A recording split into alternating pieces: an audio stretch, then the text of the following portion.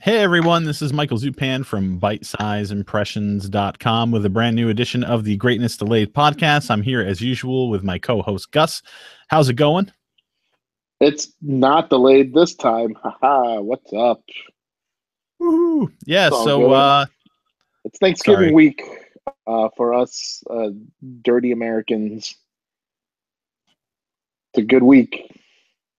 Yeah, sorry. As always at the beginning of the show, I'm experiencing technical difficulties because I hear the fucking echo of the window from YouTube open in the background. So,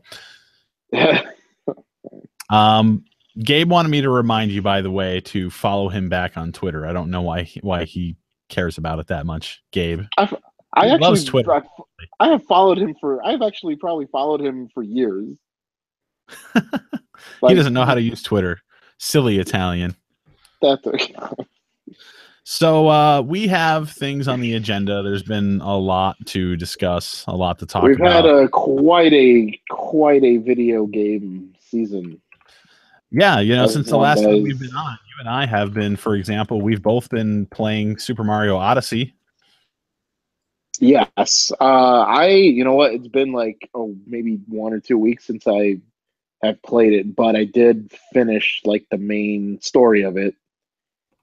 The moment, you know what? That game, a lot of people are probably going to talk about the New Donk Festival, but Yes. the finale of Super Mario Odyssey put like the biggest, stupidest smile on my face Yeah, I when haven't I got to the finished end of it. the campaign yet.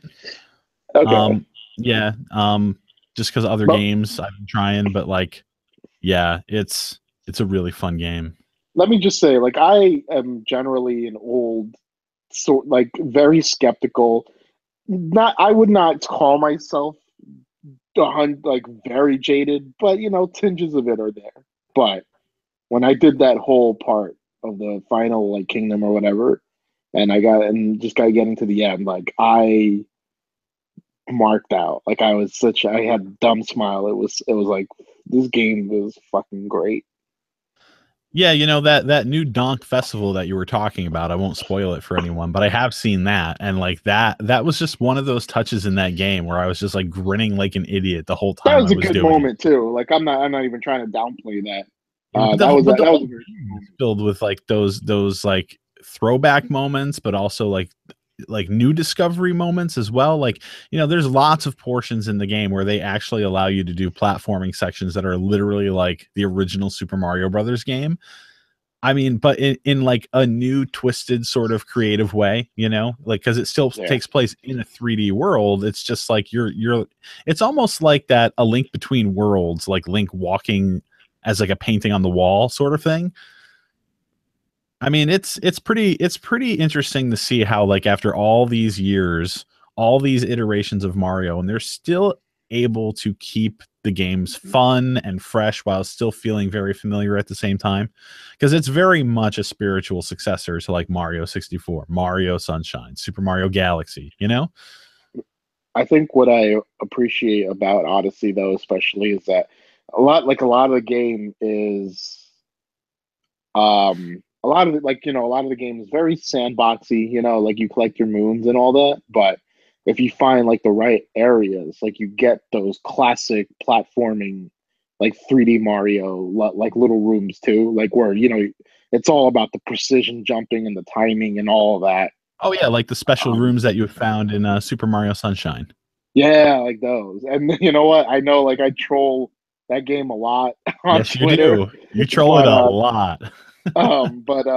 that those parts of the game were like very cool, and I always like that. And Galaxy 2 had those, and I'm the glad that Odyssey made room for them too. the open world aspect is interesting of this game because typically with the prior iterations of Mario before this, from Mario 64 on, um you jump into a world, you have one very specific goal, you can tackle other ones if you happen to stumble upon them, but like you finish a goal, you get kicked out of the world, and then you have to go back in to do the next one. In Mario Odyssey, I really appreciate the fact that you have these worlds that are larger, and that anytime that you collect a moon, which is this game's equivalent to the stars or the shines, you just keep going. you know, and they're scattered everywhere. So like it's not just like 6 or 7 or 8 stars in each or moons in each world. Like I was playing through like one of the first major worlds. It was the desert, and I think I had something like 40, and I'm just like staring at my screen going like, how many fucking moons are there? Like it was unreal. Um so it's a very good feeling in this game, I think, that they just It's kind of let you do your thing. I do love, yeah, like I've been in some worlds where like you need because you need the moons to power the ship that lets you travel across the kingdoms and stuff, The but Odyssey. the Odyssey, of course, and like you'll be in a world and it's like, oh, you need like 20 moons to leave to get to the next world, and you're like thinking to yourself, wow, I got a lot of moons. I wonder how close, I must be pretty close to finishing this whole play. Nope, you got like 50 more fucking moons to collect to complete this whole place. Yeah, that desert world, like once you have access to everything, like in the end game content, from what I understand, like that first world has like 70 moons or some shit. It's like, my God, you know? And it's funny because you do things in each world that you don't think's going to like get you anything, but then you're rewarded with a moon. Like just like little weird things, you know, and the different ways that they allow you to being able to, how can I phrase this? There's a lot of possibilities in this game just by being able to throw Cappy and to take over like the enemies in the worlds to be able to get moons. Like, you know, sometimes you have to bust open a cage by, you know, taking over a bullet bill and then crashing into it and breaking the damn thing open. You know, there's a lot of really clever puzzles in that way in the game. I mean, it's all easy stuff. There's nothing that's like brain busting in this game whatsoever. I mean, it's obviously meant for audiences of all ages, but you know, like there's times I leave worlds where I'm like, I think I found everything that I could find, and I know that I haven't because I know there's way more. I'm like, where can there be more hitting? How can there be like at least 10 more moons in this world? I don't know where they're hiding them all. Like they're super hidden, some of these ones. Like it reminds me of Super Mario 64, where it's like, yeah, you can get like the 6 stars in each stage, but the real difficult part in some of those worlds is getting all 100 coins to get the extra stars so that you can max out like all stars in the game. Because sometimes you really have to really look for some of those hidden coins in the levels in order to, you know, get everything complete. And I feel like there's handfuls of moons in this game that are like that, that add that challenge for the hardcore people. Oh yeah, totally. Yeah, and I feel like every Mario game has, like in recent years, has that sort of adaptability. Like, you know, there are Mario games that they've been releasing that are like super easy, but like if you want to complete everything, like you're really gonna have to like stretch. Like that Yoshi's Woolly World game was the same way. Like you could go through that game, it's easy enough, but like if you want to collect everything in all the stages, like that's where the difficulty really gets cranked up.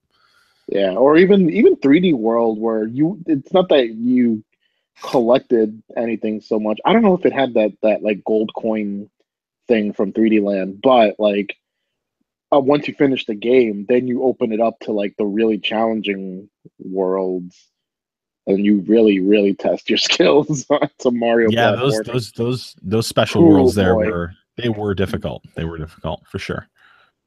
Yeah. So yeah, you know, another great Mario game. You know, I have been pining for a long time for like a straight up Super Mario sequel to 64 and Sunshine, and Galaxy was a spiritual successor to those games in a way, but it was also very different with the small worlds and the gravity and everything. So it did feel like a very different game at the same time, as much as it felt the same. It probably doesn't make much sense, but this game definitely feels like a throwback to the older games, and it's done really well. Like I was so bummed out because on the Wii U I was like, it's a new system, we're going to have a new 3D Mario, and it never came, you know? So the fact that like we got this in the first year of the Switch, like I'm just ecstatic. And for it to be as amazing of a game as it is, like I'm super thankful as a fan that they've done this one right and that it just doesn't feel old hat, you know. Do you have anything else to add about Mario Odyssey? Just that I have like 8 zillion moons to collect. And no, I mean, it's it's hard, like there's so much praise going on for this game, and then when I play it, and I guess the highest compliment I can pay it is that it's still fucking fun Mario. Like this is also a game that's kind of like celebrating itself, like the whole franchise, because there's so many callbacks to like Mario from probably like the either the first Super Mario Brothers or possibly even Mario Brothers, but it's like this history of itself in there. Yeah, I And mean, it's to think definitely got that. just thinking of the fact that like I've been playing this franchise for that long, and B, almost each game has been like consistently good, and they've just managed to find some like hook to make like Mario still appealing, and it's still here in Odyssey, and it's Yeah, just like it's awesome. It's a fun game. It's just a fun game. it is super fun. Um, around Other games came out too. Yeah, I mean, these games have been out for a while, but other games that I've been playing, it's been since before Halloween, since I think the last show that we did. So Yeah. around Halloween time, I was playing the two more popular horror games, Dead by Daylight and Friday the 13th. They were on sale, so I picked them up. And I've been having a lot of fun with Friday the 13th. I played Dead by Daylight some, and it's interesting in a different way, as like these games have a lot of similarities. I wrote something up on the website detailing the differences between these two games and which one I thought was better. But like Friday the 13th for me is like my go-to kill 20 minutes at a time sort of game. You have to be, I think, a real fan of Friday the 13th in general to probably ignore some of the repetition that this game has, because every map, they're randomized. There's different like themed maps, like you're like at Crystal Lake or you're at like the Tommy Jarvis residence in another map or whatever, but like everything that gets placed on the map every time you go into a new game, it's spread out in a very randomized way so that nobody can memorize where anything is, because the point of Friday the 13th is that you're a counselor and you have to survive by either escaping or running out the clock, which is set at 20 minutes before Jason kills you, and that's very difficult to do. I don't see that happen too often. Yeah, Like I've ways, watched a lot of people play that game, and it looks like a fun game to watch. But more often than not, like it just ends up with people like escaping by boat, or Jason, I guess, gets a win. Like, yeah, there's escape by boat. There's also a car or cars. Sometimes there's two cars on the map. right, the Um, cops show up. you have Like, if to you radio them. you have to find a fuse, and then you have to go to the building where like the fuse is blown out because there's a phone inside, and you have to spend time repairing the fuse. And then once it's repaired, you can call the cops, and then you have to wait 5 minutes for them to show up, and then you have to get to whatever exit on the map they get to. And so that's difficult to say the least. And if you're going to escape by a car, it's not as simple as finding the car and seeing if you can get away. Like, you have to find a battery, you have to find the gasoline, and you have to find the keys. So that's what I like about the game. Like, even though it's very simplistic and it's more or less the same thing each time you play it, things change from round to round to round, because you just never know what sort of luck of the draw you're going to have when you're going into these cabins and looking for things to use for your escape. And other weapons that you're going to find, like you can find pocket knives to jab Jason in the neck if he picks you up and he's ready to kill you. So that's like a get out of jail free card, so to speak. It's fun. And as you were saying, like, watching it is also a lot of fun because it's the people that you meet as well while you're playing the game. I don't know if you saw the video that I posted up on the website, but like there was this guy who he was just trolling everybody. He was just trying to be like this weird, funny Jason with a new take on trolling. So instead of like being like, I'm going to gut you like a fish, like he'd pop up in a window and he'd be like, have you heard about gender equality? Peekaboo. Oh my God.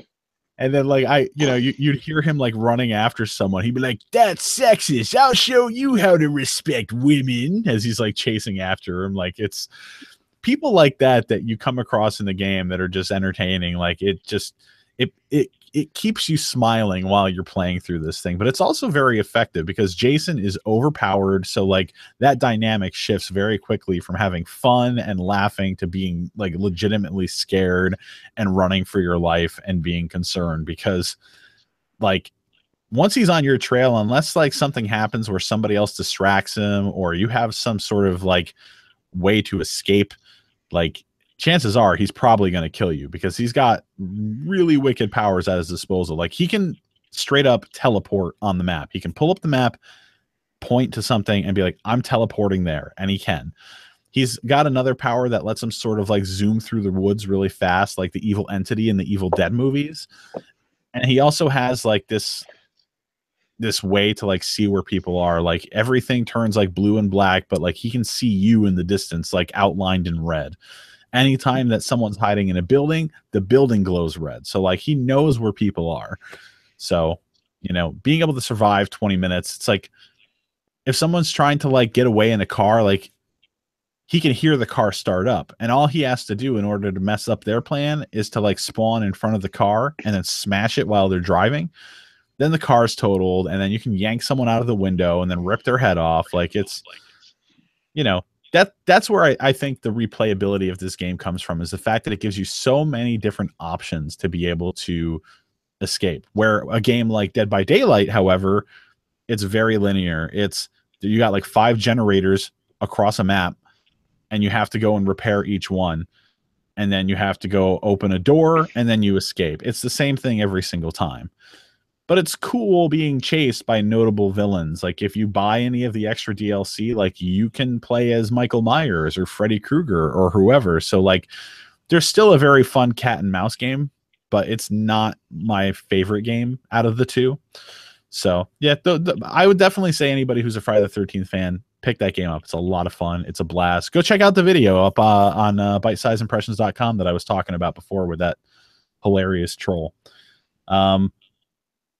How about another game that you've been playing, Gus? Have you been playing anything other than Mario? I guess the last time we talked, like before, because we had spoken before Halloween, you said, right? That was the last time we recorded, I mean, or rather. Yeah. I did play, I did ended up getting the same weekend Wolfenstein 2, the new Colossus. Oh, yeah. That How came is out.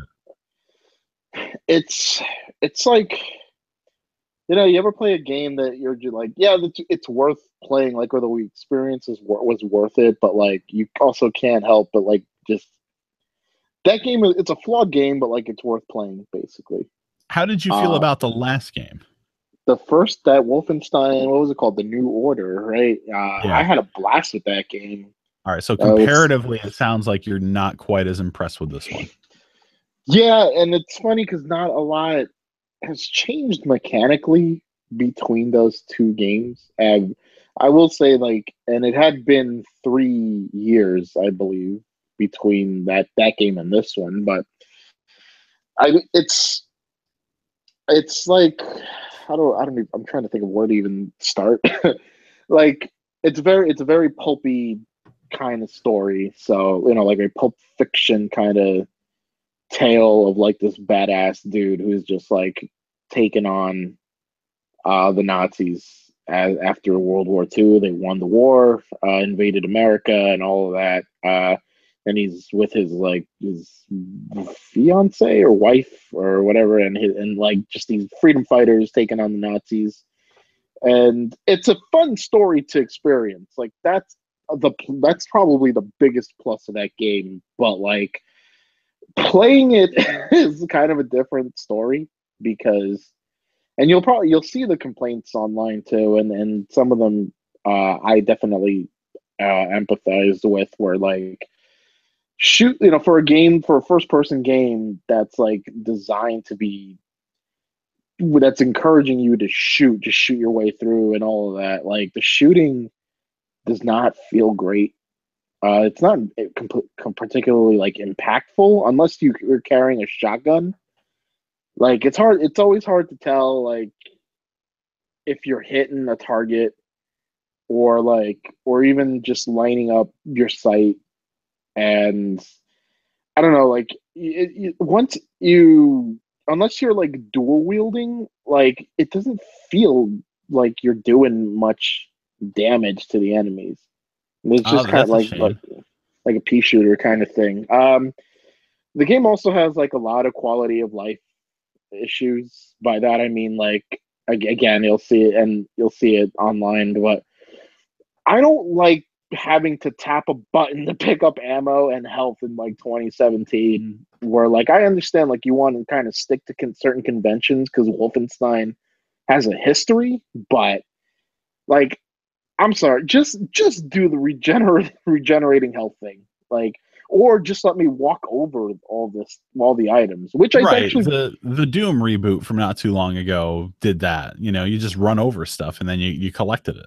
you have to like fucking basically like go crazy and tap like I played on PlayStation 4, so you're tapping the square button to just pick up like all the ammo that you drop and you collect and all of that. And um like it just feels like archaic. And then what makes it even worse is that the game's like level design is not great also.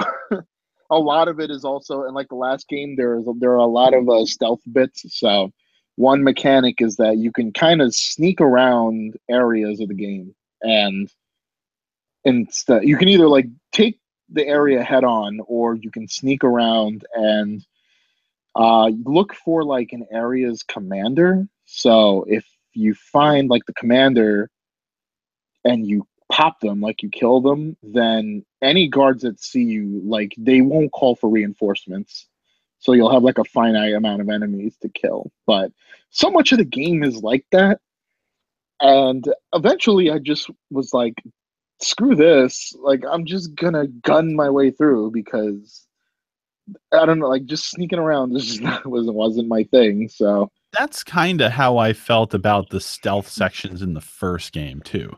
I don't You blame know? you. Like Yeah, I they were mean, okay in that first game for me, but only because there weren't as many in the first game compared to this game. So there's more you stealth sections in this game. like a lot of it, like Why so would they much of the double down game on is that that. aspect? I That's don't. like probably one of the only things that people like kind of picked up as a negative on the first game. It's like, why would they try to squeeze that in here to, like, I think on top of that too is that a part of the story is that the main character BJ is kind of like in a very weakened state. So, and look, we could talk about game skills and all of that. And I forgot if we were even talking about if we had talked about like the whole Cuphead thing like on the podcast. But I think we talked I about Cuphead. and where I'm going with that is that like I actually played Wolfenstein 2 like under an easier difficulty than the default. Just because like part of the story is that BJ is in such a weakened state. Like most characters start with 100 health, for example, and he starts with 50. And if you get spotted, like everyone's going to come down on you and you're going to die a lot, basically. And I can't even imagine what playing Wolfenstein is like on harder difficulty levels when you get like you get gunned down like so easily. That changes later on in the story. But it's just like, is this why the game wants me to be so stealthy? But then, like, no matter what happened, there are parts of the game where it's like, okay, you have that option to be stealthy, but you end up getting caught, like, what felt like 75% of the time anyway. Uh, but, like, the weird thing, though, is that it was still like a good story to experience. Like, the characters were great. BJ is like a fun dude, even though he's like in that like mopey sequel state where it's like everything is just hopeless. Like every sequel has to be Empire Strikes Back where it's all hopeless and shit. Right. Uh, but there were some moments in there that were definitely like that definitely made that game worth experiencing. Won't spoil anything. It's definitely worth. I mean, I would say, to give it a go because I don't know if you would get the same impact like if you looked it up on YouTube or something. But Right. Like yeah, I one have a copy, but I haven't been able to get around to playing it yet. one section of it is weird, and maybe like when you play it and you get to it, like we can talk about it. But there was a story moment that hasn't been sitting right with some people, The and right the near the more beginning.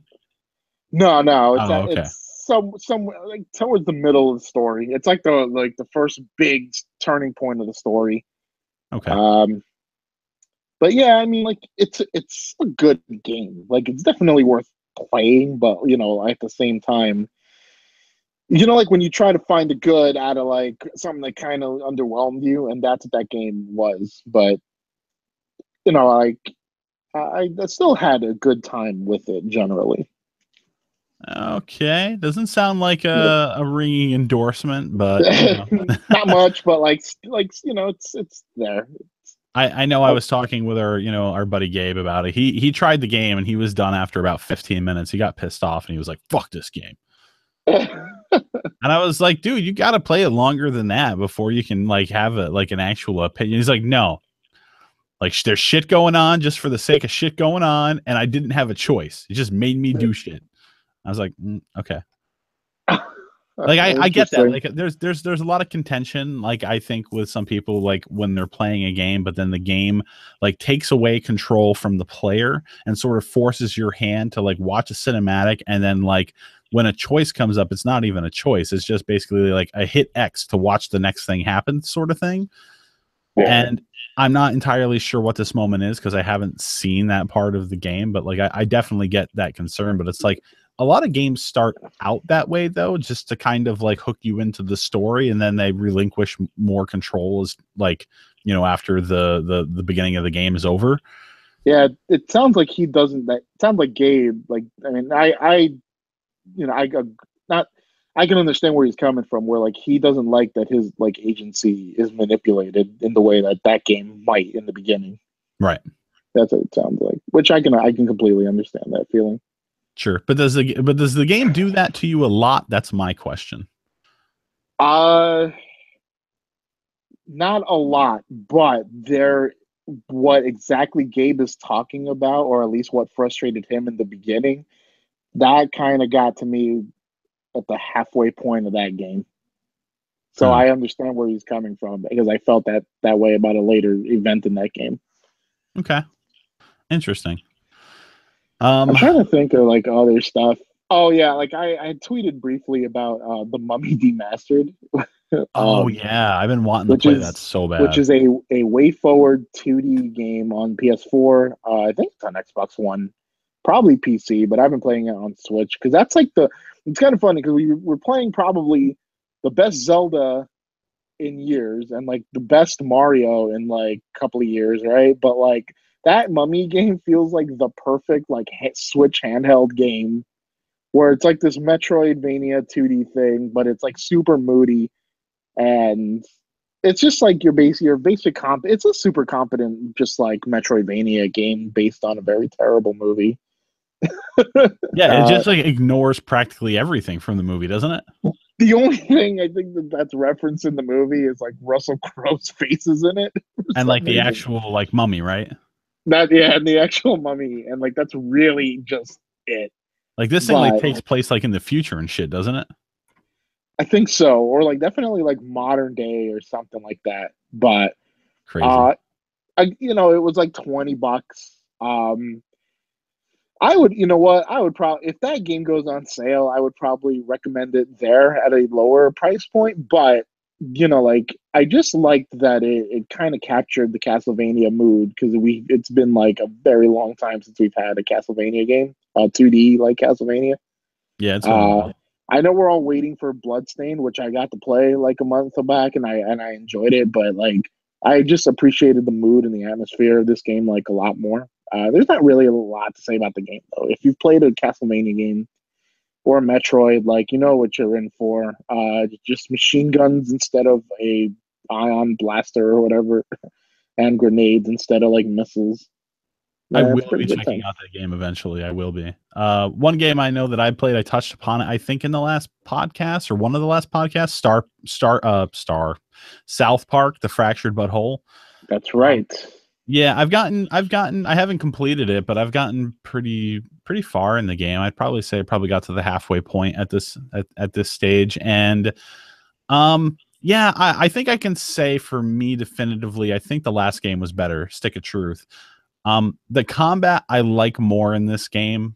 Um, That's what a lot of people say, that the combat is definitely better, but it seems like what you just said, like I feel like that's exactly what a lot of people have said.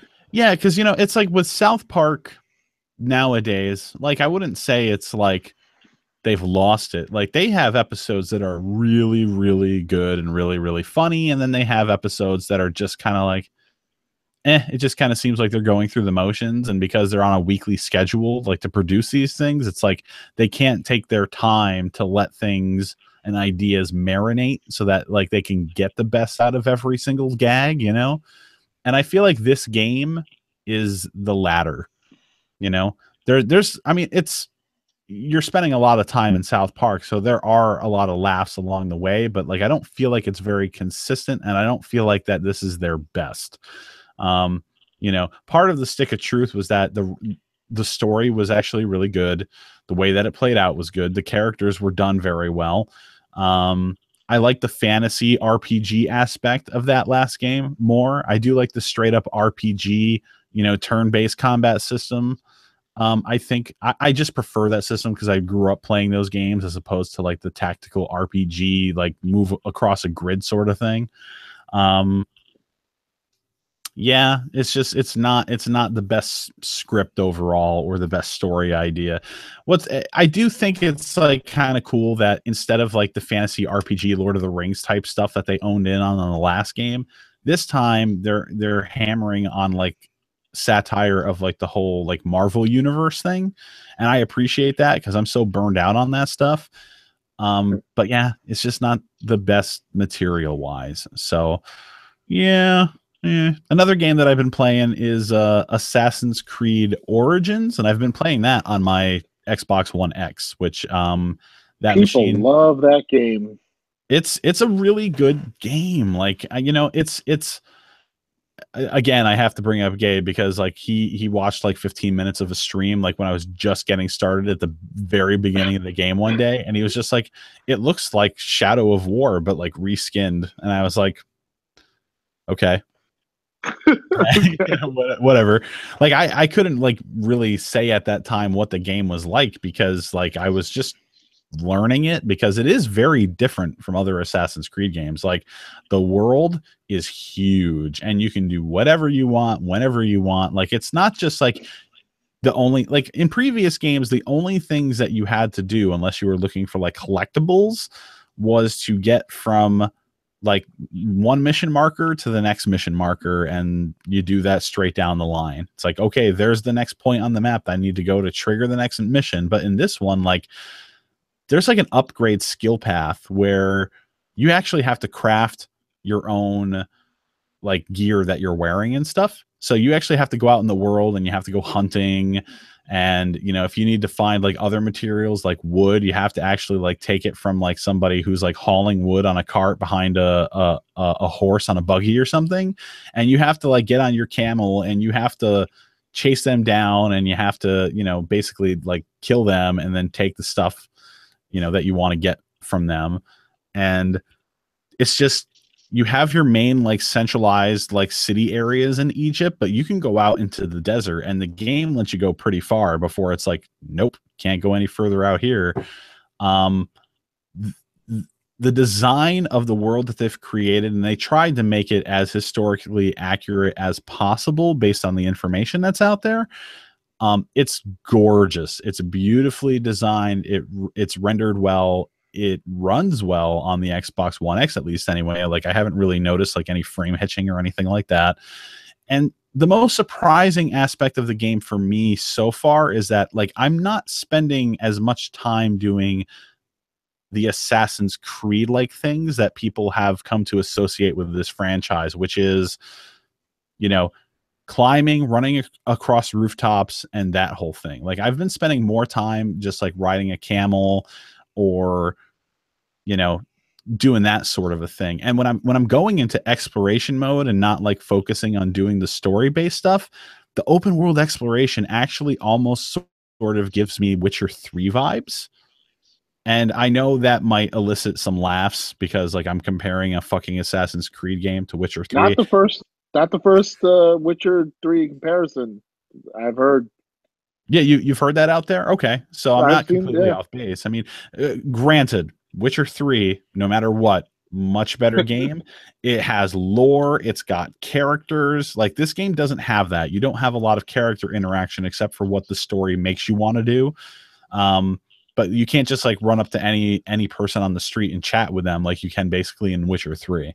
The lore is baked in because it's based on like actual history.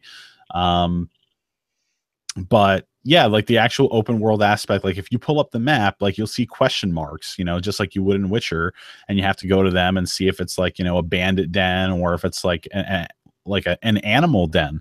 You know, you get to these places where like there's a bunch of like this one kind of animal, and like you have to kill like the kingpin in there so that you can get the super cool, you know, sort of stuff to upgrade your gear and stuff. So it's they've done a lot with this game. Like I don't know how much of this they had fully like thought out at the time when they announced after Syndicate came out that they were going to take an extra year off with the franchise. Like I don't know how much changed, but the extra time in the oven has helped this game considerably. It sounds like taking a year off helped it critically and commercially. I think it sold, apparently it was like the number 1 or 2 game. Yeah, it definitely sold a lot better than Assassin's Creed Syndicate at launch. I do remember reading that. Which the funny thing is that Syndicate was pretty competent, like a pretty competent game. Like it wasn't bad. And the funny thing is, like, at least I understand like people like ambivalence, I guess, towards this series, because I've never outright like hated Assassin's Creed, but there was definitely been like that lull, like falling into a pattern. But then there was also Unity, which was like a technical disaster at launch. Right, and that's why Syndicate was selling a little poorly at launch compared to Unity, because people like were gun shy after the technical disaster that was Unity.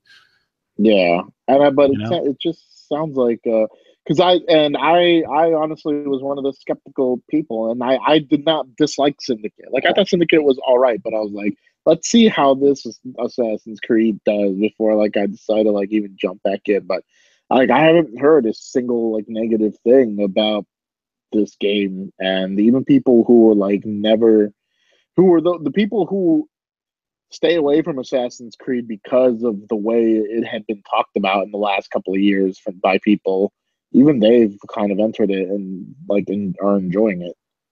And that's the only negative that mode. That's without the discovery mode, right? Yeah. Yeah, I can't wait for that because like, you know, like I've always had like a lot of interest in ancient Egypt.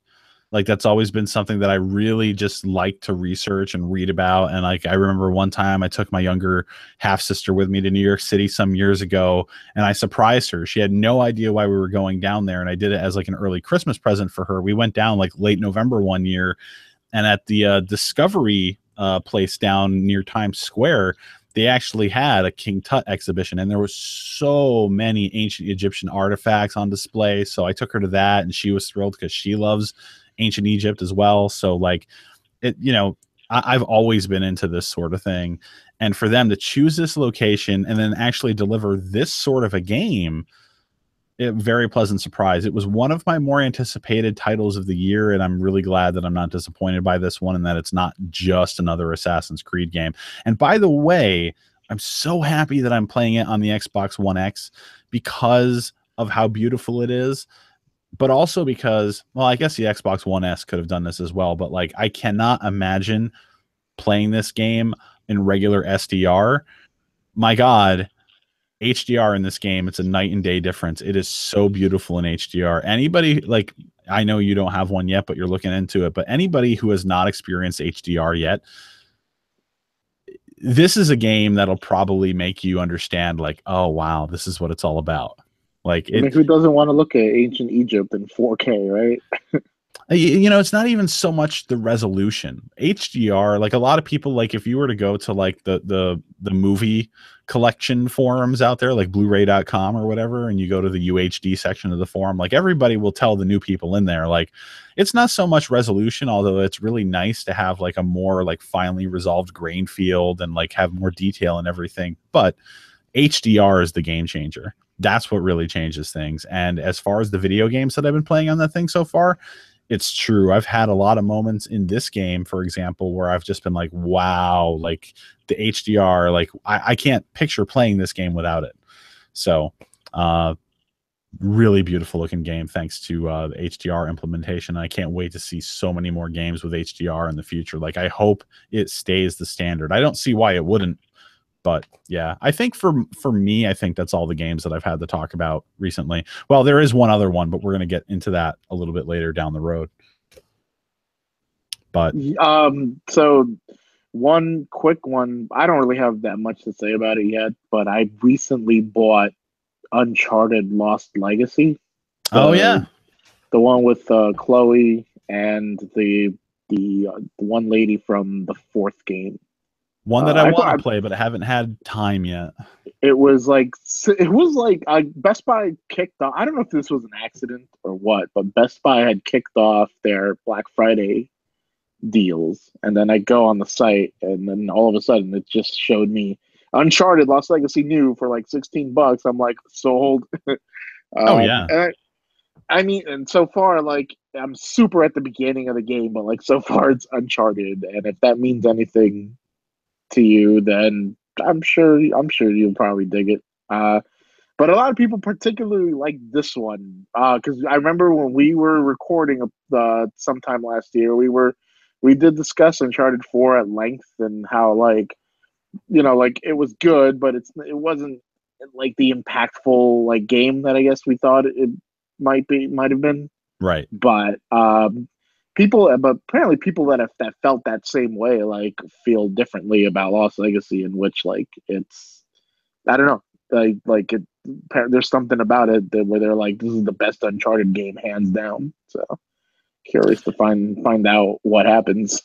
Yeah, I've definitely heard very positive things about that game. So like again, it's another one of those games this time of year. I've got a copy sitting over there, but like I haven't gotten to it. So here's So hoping sometime soon. So so not much more to get into, but since it's like November, so it's starting to be around that time where like some people, including myself, like trying to gather stuff to like when we talk about what our favorite games of the year were and stuff.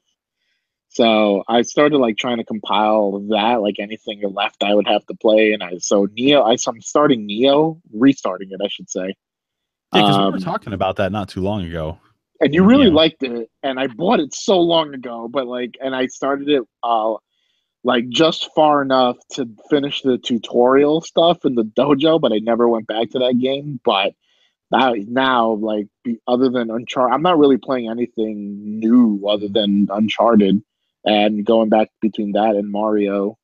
So I'm like, let me try to like squeeze Neo out for the month, but Are you doing that on PS4 or PC? PS4. Okay, yeah, because that's being released on PC. I don't know if it's already out or if it's next month or whatever, but Yeah, I think it just came out on PC, right? I'm not entirely sure. I just knew that it was coming before the end of the year.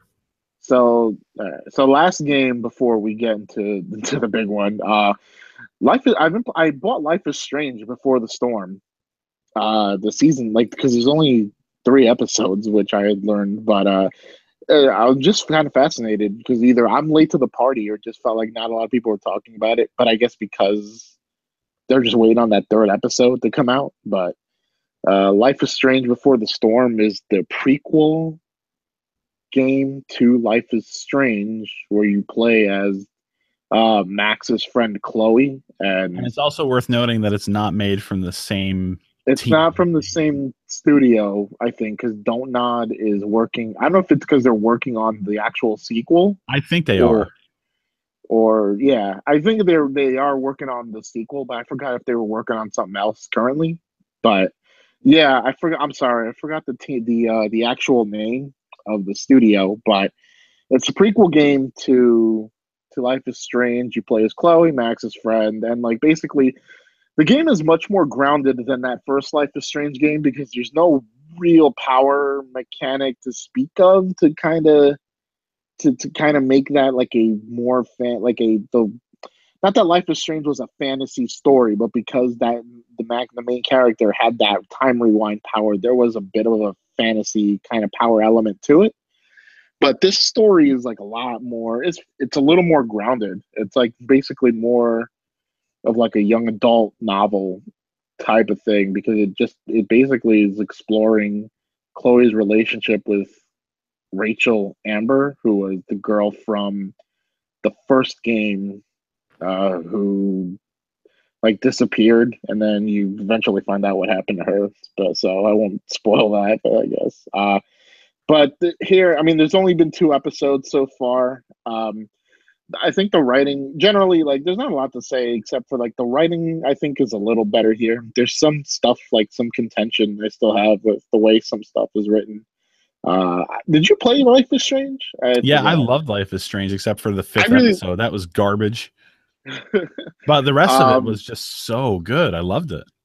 The only contention I'm referring to here is like I think a lot of the writing improved between these games, and it's especially because Ashley Birch, who was Chloe in Life is Strange, but she couldn't voice that character again because the whole the voice actor strike. Yeah, that's such a shame. Related to that. But she helped develop the story, and it's a stronger story. But like my main thing is I can't really stand how the one guy, David, the really militant boyfriend that like her mom is dating, like I can't stand how that dude is written. And there are some situations where like it doesn't flow well what kind of like reaction I'm supposed to be gauging out of either Chloe or that dude, because it's not so much a thing of, well, maybe both characters have a point each. It's that this dude is just the biggest asshole guy, but like they want you to feel like some sort of weird empathy for him, but it's just super weird, and I don't know how to really word that without getting too much into it, and I don't want to ramble on. But that's without really spoiling anything. Like, I mean, even in the first, Life is Strange game, he was also a really odd character even at that point, because as you said, he was an odd character because like to really specify it, because for me the dude is written to be a boyfriend, right? But it sounds very clearly like he's like a stepfather. Yep. But they keep using the word boyfriend, and a lot of the story in Before the Storm is that Chloe's father had like died. Her biological father like died years prior in a car accident, and then it's just basically her and her mom coping with that since. And the mom like met this new guy David, and he's like this pro like military kind of dude. And he's a real hard ass, and he wants to kind of whip Chloe into shape for the sake of her mother. And generally that sounds like, well, yeah, that's a fair point, like to kind of. But he's overboard. Like, he's really rigid in the military mindset. He's super overboard. But the thing that keeps getting to me is that he says certain things, and like the way like certain actions play out. And maybe this is me projecting and my own values being projected onto there. It's just like, if this dude was married into the family, like maybe I would understand a lot of what he does. But the fact that he's like a boyfriend looking in, it makes some of the storytelling in that particular arc just kind of off-putting for me. Right. But that's nothing, but that's just like a small thing compared to like the rest of the game, which I'm like completely enjoying, like 100%. What you have to probably hope for in regards to that character is, like, as I said, in the first game, he was very much the same way. He was just an asshole 24/7, and like you wanted to reach through your fucking screen and punch the guy in the face. Like he was just so crazy. But like, by the time you got to the end of everything, like it all wrapped around like, hey, maybe this guy wasn't so crazy after all. Maybe he has a reason to be the way that he is, you know? I'm hoping, you know, based on what you're saying, that like they don't miss that aspect of humanization from his character in this prequel story. I hope like they're gonna take it somewhere. There's But some of it, but again, like we're 2 episodes in. I don't right, know if you got a the ways third to go. episode is due this year. So yeah, I just kind of, yeah, you have to wonder where that goes if they try to play that up, because they did kind of make him, I don't know if likable is the word, but he was definitely like a better character by that fifth episode, even though like you didn't like it. Yeah. But yeah, that's it. I mean, that's pretty much all I've been playing. Well, based on that, if the writing's still pretty strong and you're enjoying it, I may have to get into it at some point after more episodes are released. Yeah, Because I really liked it this, last time. and I think this third episode is it. So you know you have plenty of time to like jump in before then. Okay. So yeah, those are the games we've been playing. But you've been playing one more game, Mike. Well, we're not going to hit that yet. There's one game I want to talk about because it came out first chronologically, and that's Call of Duty World War II. Oh, did you get that? I did not get it. But you know, there was some controversy with that game when it was being released because, you know, it's year of the loot box, as Jim Sterling would say. Who boy is it the year of the loot box? It really is. And this game, you know, I was really excited for a long time that Call of Duty was finally going to return to its roots and do the World War II thing. Like they had my money at some point by saying, hey, we're going back to World War II again. I was like, fucking yes. I remember my old PC days where I would game and it was like I was playing Call of Duty and I was playing Medal of Honor Allied Assault, storming the beaches of Normandy, you know, like I have those very distinct memories. I also remember picking up Call of Duty 2 as an Xbox 360 launch title and loving the shit out of that game as well. So if there's anybody that can do this right, it's Call of Duty. They're going back to World War II. Fuck yeah. And then I heard about the loot box implementation in this game. And just to be clear, I don't like microtransactions in my games. I don't like loot boxes in my games, but I put up with them as long as they don't like fuck with my gaming experience for me personally on a personal level of enjoyment. Okay. Because it's the future. It's the way things are, you know, there's not much I can do about it at this point. So Call of Duty World War II, though, they've kind of like, you know, when you're buying microtransactions or loot boxes or whatever in the game, there's that aspect of a game, and then there's the actual gameplay component. And there's like a curtain that separates these two things usually, but the developer this time around lowered that curtain and they married these two ideas together. And for me personally, it's the most disgusting way you could use loot boxes in a game. And it's not because of what's contained within them, because within these loot boxes, from what I understand, it's all just cosmetic shit.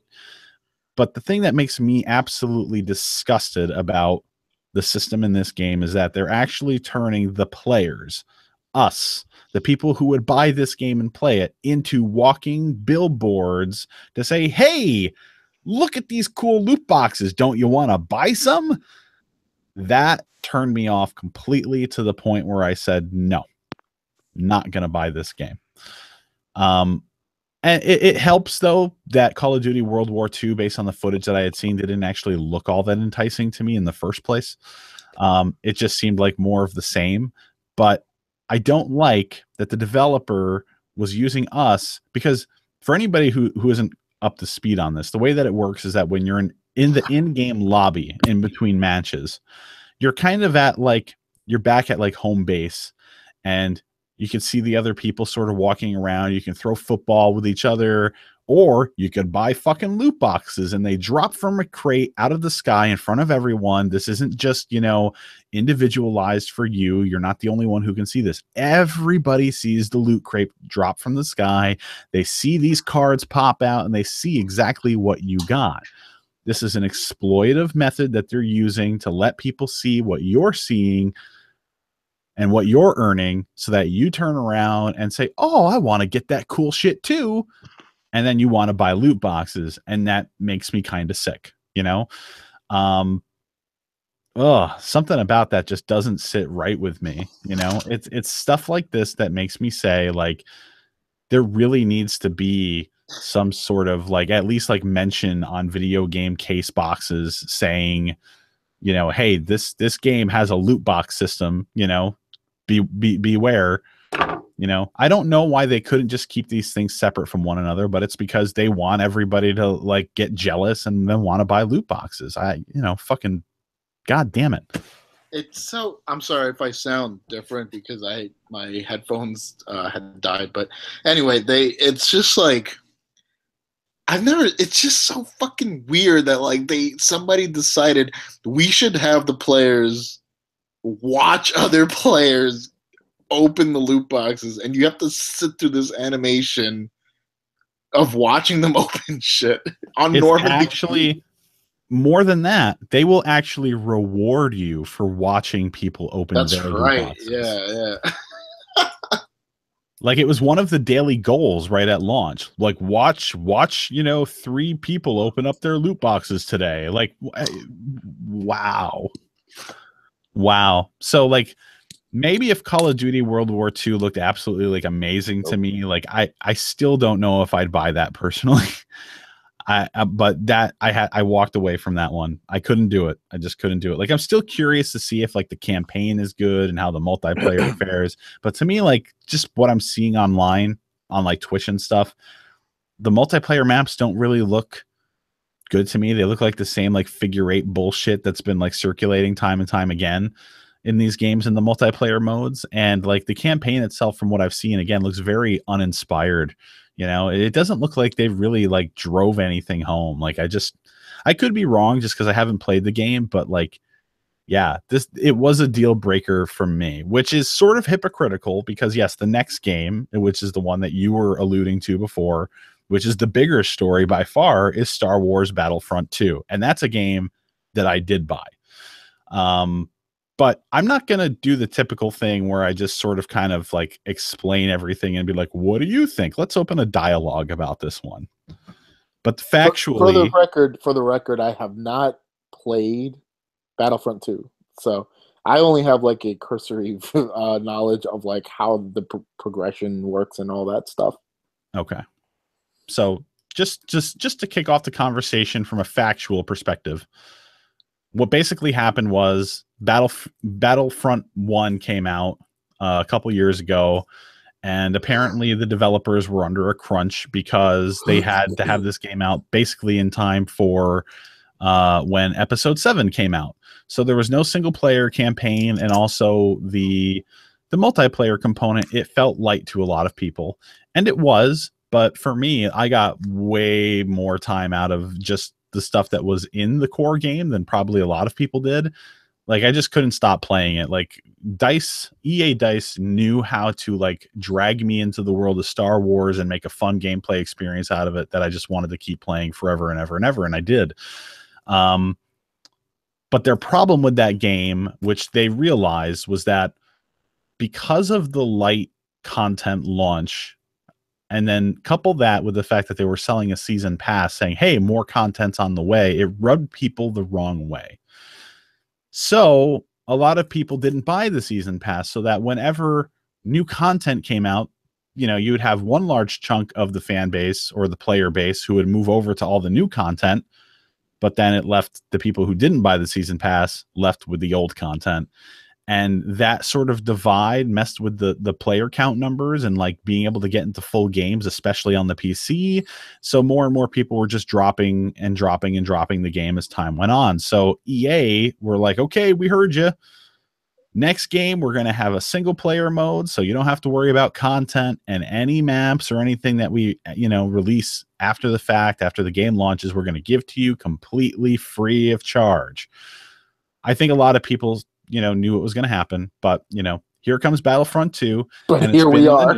Right, here we are. Like, the game has sparked controversy because while EA has heard the complaints about the amount of content in the game and as well as the season pass business, we're here with a microtransactions and a loot box model, which has raised a fucking firestorm. Do you want to take it from there, Gus? So, well, we were at CNN. Was this a CNN story? I believe it was on CNN as Right? well as other mainstream web. The thing too. here, I think I'm trying to think about because you buy the star, you earn star cards, because I'm like trying to remember exactly how the Battlefront 2 progression works, or not the progression so much as like what it is you're actually buying. All right. The star cards give you, I think you can get weapons from them. I think I could be wrong about that, but you definitely get like, there's certain abilities that you can tie to your character. They're temporary, right? They're not temporary. Oh, no. They're not temporary. No, they're not. Like, you know, if there's a skill, for example, like the card is for like, all right, let's say you get like a thermal detonator card, right? You know, it's like, okay, you have an explosive that you can use now, and then you can upgrade that card by either, you know, getting a better card for the thermal detonator, so you have an enhanced thermal detonator, or you could use crafting parts that you also obtain through cards in the loot boxes that you get to craft a better card. Yeah. So basically, like crystals, right? Well, crystals is a different form of currency. I think that's the real world money currency. Okay, that's and then there like you use less crystals in order to buy some of this stuff, I guess, than you would in-game credits.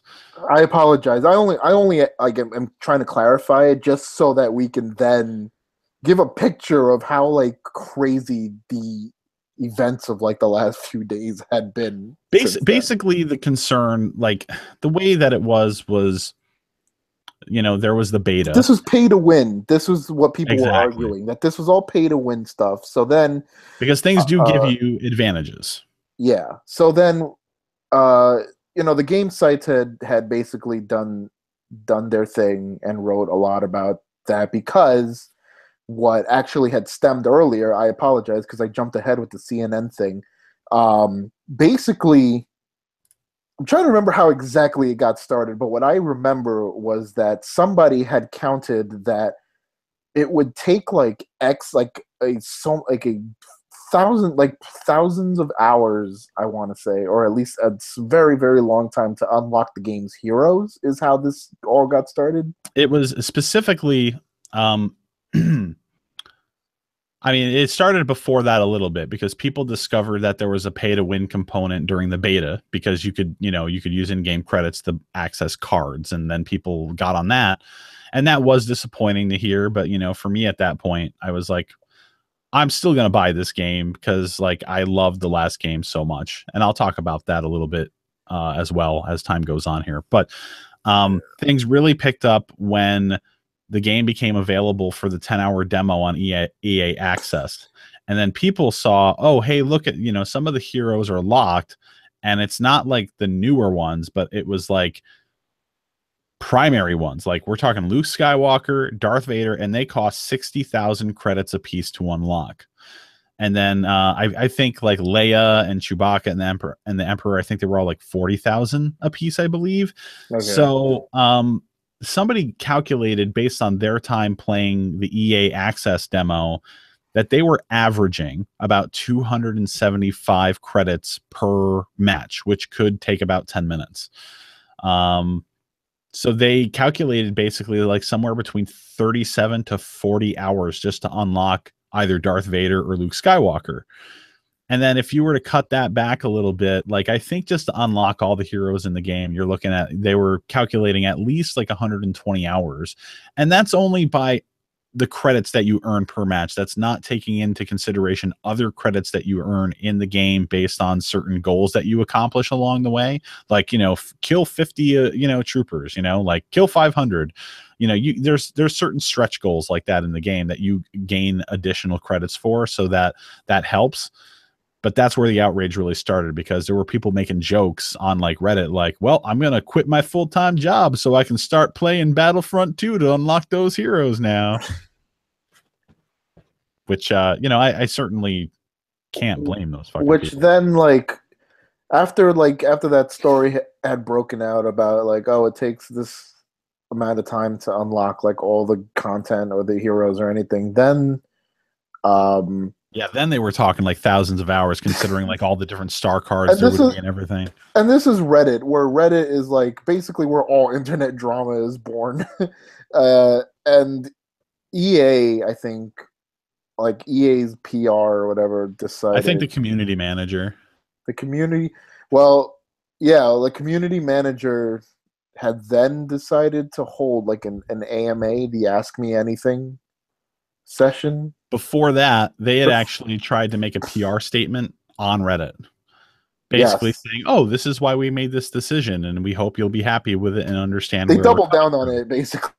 Right. And what ended up happening was that there was a shitstorm unlike anything they've ever seen. To put this in the perspective, downvotes on Reddit is like the most downvoted. The whole statement was like the most downvoted comment on the history of Reddit. Right. I think it's like at around like 700,000 downvotes right now. And, and to quantify that a little bit, before this whole thing began, the highest amount of downvotes that anybody on this site ever had was about 25,000. And that's because they specifically started a thread saying, hey, downvote me. I want to see how many I can get. And EA fucking, not only do they now have the most downvoted at like 700,000 downvotes, but they also have like a number of other most downvoted comments behind that too now. Like they have like a majority of like the top 10, I think, most downvoted comments in the history of that site now.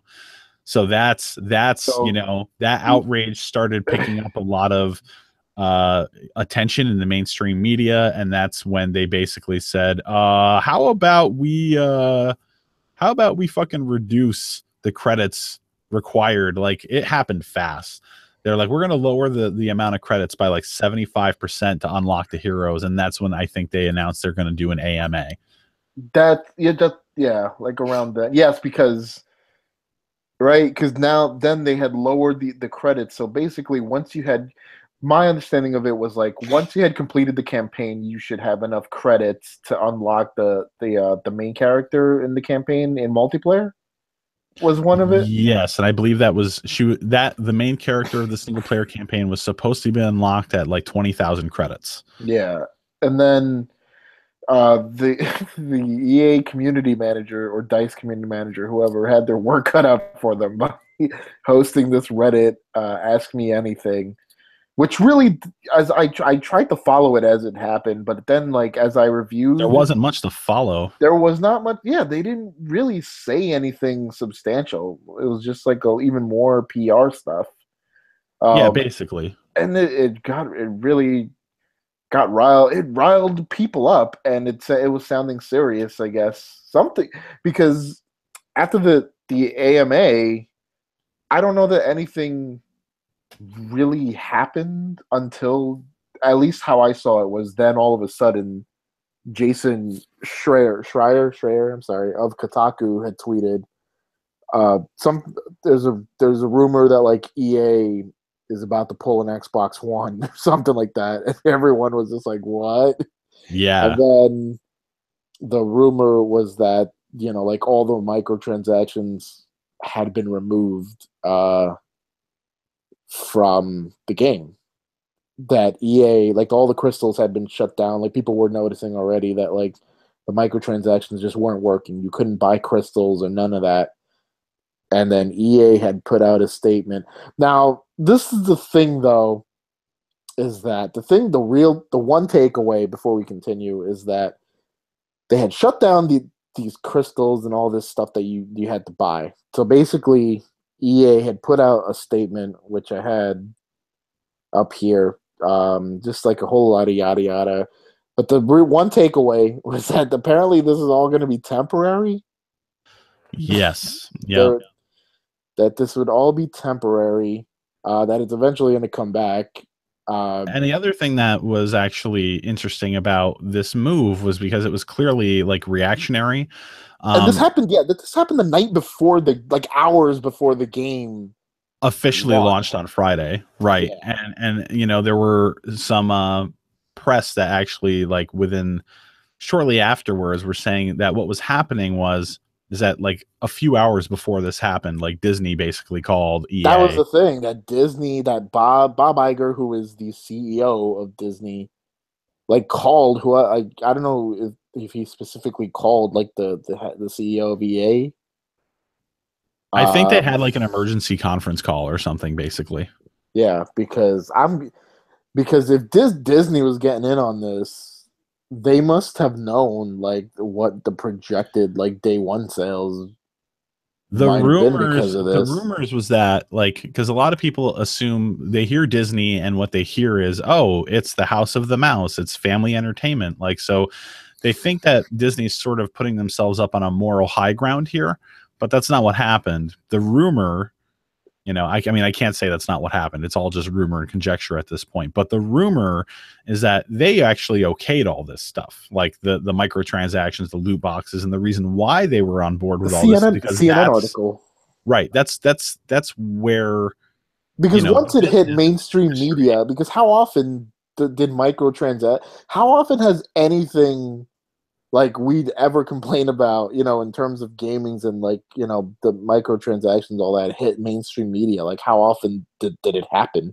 Right. But it involved fucking Star Wars of all things. But they approved of this apparently because they noticed that was like the trend, like that microtransactions and loot boxes were the thing now. So that's why they approved it, because like, okay, well, that's business as usual. Go ahead. I think the one thing too, as you say that, you know, like a lot like, you know, in our bubble, I guess, or our sphere of like gaming and this like audience, I think what a lot of sometimes what some people like tend to forget is that when they make like this totally felt reactionary for sure, like what they had done. The fact that this was like hours before a major game launch had happened, but like I think people do also tend to forget that like these like certain decisions made in games, like, and how like they're marketed and all and like sold, like aren't just done like on a whim. Like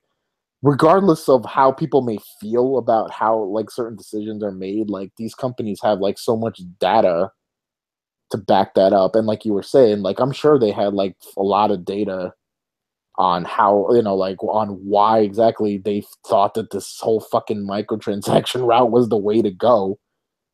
You know what I mean? Like I'm sure they have enough numbers, like sales and all that, and what they thought were like trends to like justify the decisions that they had made for this game before they did this 180. If you listen to a lot of the conspiracy theories online, which may or may not be based on actual truth, who the hell knows at this point, because there's been so much information floating around out there.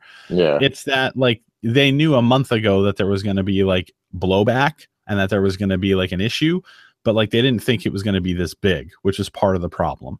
But like, you know, EA in response, you know, like to all of this has been just so brazen. Like, you know, not only did they tell us like, hey, we hear you, we're going to fix part of the game, but not the part that you're actually really mad about. But they also told their investors that removing microtransactions on the weekend of launch was not going to affect the revenue that this game was going to be bringing in. Like that's like, you'd have to have an IQ of about 3 to believe that kind of a statement. Like, is there any of those investors that were like reading that statement saying like, oh yeah, I'd buy that for a few seconds? Like, no, of course not. Like, you know, this is opening launch weekend when you've got more people to tap into than any other time. You're never getting this opportunity back. Like, it's gone. And it's because they got too greedy with a system where they again, it's like they married the concept of the loot box into the actual gameplay elements of the game, and that should never happen. You know, like if you're gonna do shit, and again, this is another rumor that's been out there, but like apparently EA wanted to have it just be like all cosmetic shit, but Lucasfilm were the ones that were like, no, no, no, no, no, you should do it like this. And again, who knows if that's accurate or not? Like, we can't really say, but we do know that Electronic Arts does have, you know, this pedigree for like really pushing these newer business models as they come out harder than anyone else in the industry. What? The guys who came up with the online pass are going to try and push another transactional model on us? Right. What? You know, like the guys who wanted us to pay a fee because we bought shit used.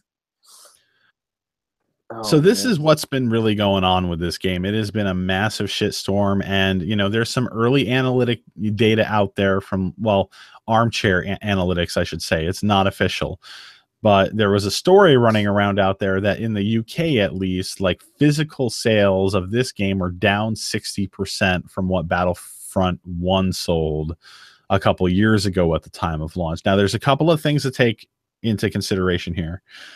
The UK, I believe, has also been in the news fairly recently with Destiny 2 because like their digital numbers have been going up over there and may actually be on the like seesawing, basically, like right on the edge of digital sales overpassing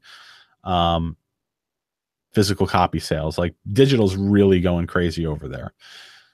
Number two, God, I'm losing my train of thought on this one now. The digital sale thing, and it's just the UK. Without knowing what the digital sale numbers are, like it's all just conjecture. Still, that said, obviously, I think it's indicative. It may not be indicative of like the story as a whole, but it's indicative of like the direction as to where the narrative is going. And I do think, obviously, this game lost a lot of sales. There's a lot of people even out there like still today that are still like on Reddit and creating new threads and saying like they didn't actually fix anything. Don't forget, you know, like people are still mad, and like people like, you know, over the weekend, like there was hashtag like Disney, something about Disney basically like supporting gambling, Disney gambling, something like that. Yeah. Oh, I forgot. I actually know that's the first I heard of any sort of hashtag. Oh yeah, so that's part of the thing too, is But that like people are associating Disney now, since you know they're behind a lot of, you know, this, and they knew everything that was going on. People are saying, "Hey, Disney, you're supporting gambling for our children," which is not a good look, because what's going on is, regardless of how this affects sales, Disney has the Star Wars brand that they have to keep looking good right now because they got a fucking movie coming out. Oh yeah, because also, I'm sorry, like, yeah, because what also kind of pushed that narrative was Belgium, right? Because they have laws. Yeah, regarding Belgium that sort of stuff. Was it Norway? Like, there's some other place too. I think it was Belgium that was like, Disney, yo, are you like getting kids to gamble? Because that's not kosher over here.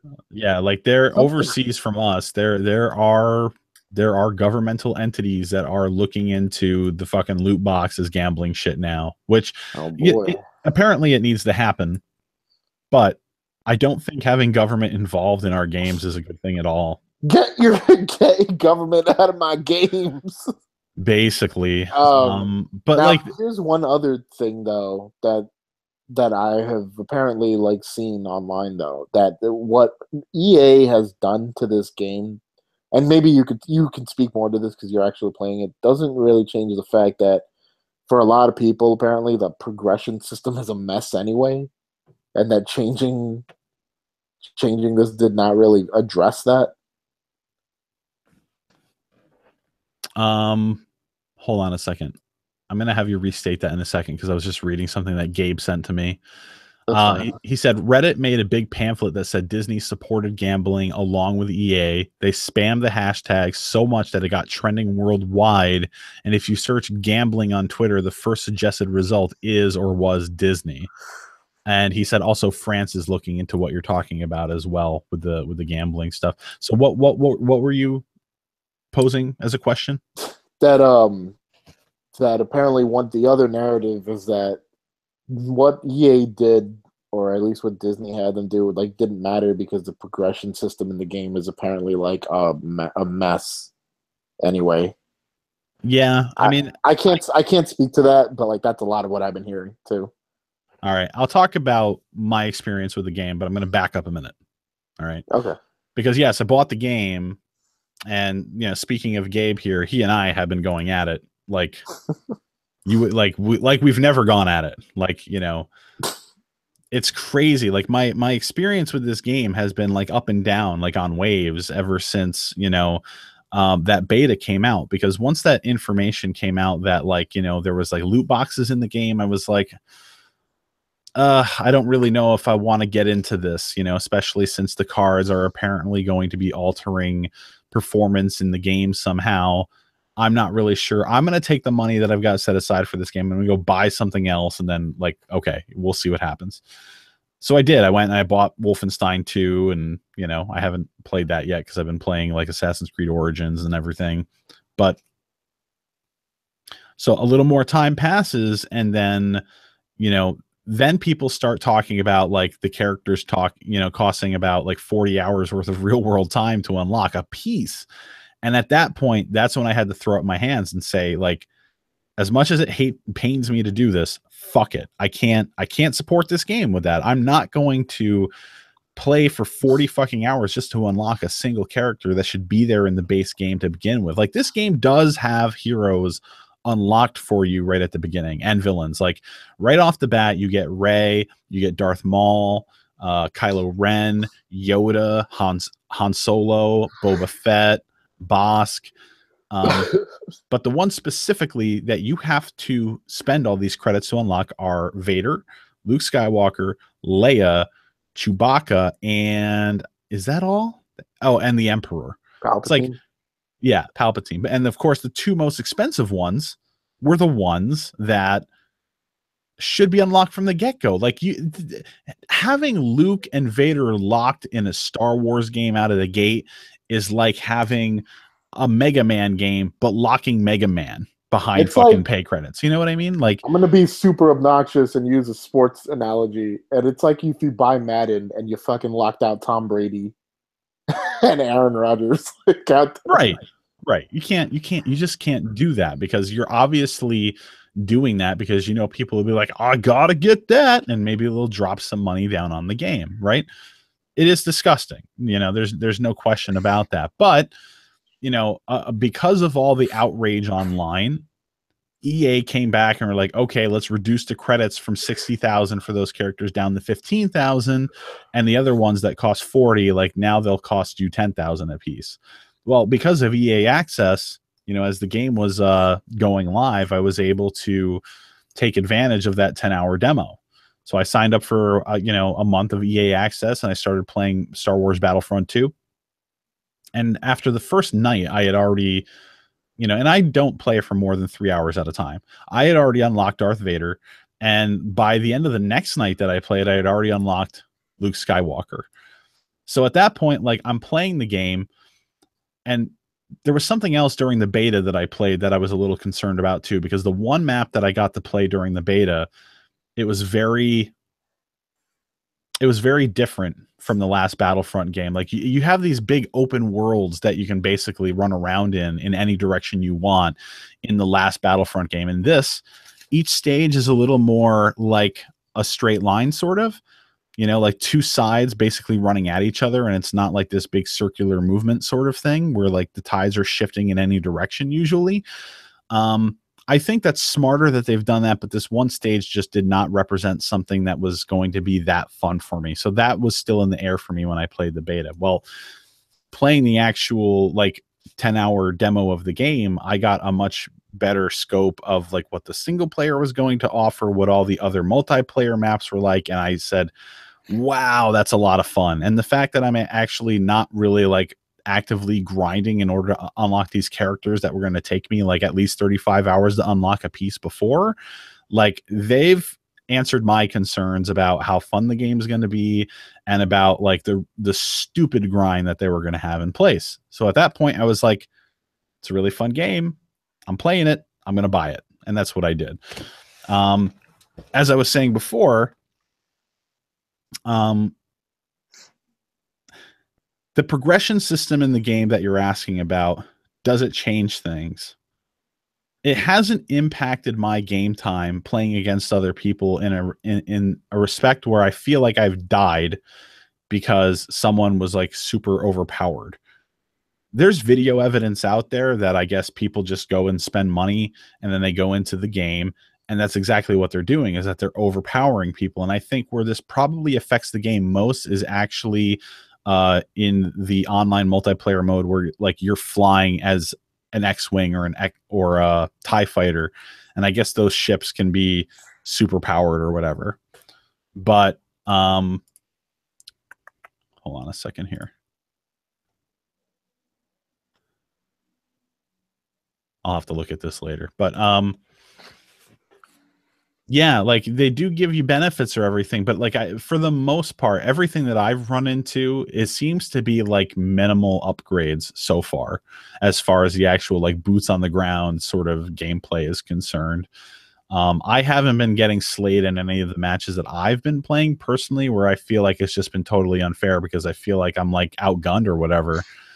So it hasn't been my personal experience. And if it wasn't for EA Access and that experience, like I would have had that question and I probably wouldn't have bought the game. But because I was actually able to get my hands on the game and play it, the progression system, you know, it's funny. If you go to like Resetera and you go into the Star Wars Battlefront 2 threads there, like any of the people who have actually conceded to pick up this game and play it are actually saying the same thing. Most people are saying it's a really fun game.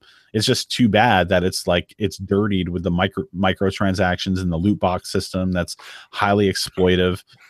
You know, I'm not having a hard time with the game. I'm just having a lot of fun with it. This opens up a conversation, a big conversation, which I've been saying earlier that I've been having with our buddy Gabe ever since the game came out. Because I told him, I was like, I'm having fun with this game. Like whatever concerns that there were based on the systems that they had in place, like those concerns are not affecting me. I'm going to pick this game up because I'm having a blast with it. Because with the last Battlefront game, I have a history with that game. Like I never played the old Battlefront games. That was kind of before my time. But the last Battlefront game means a lot to me.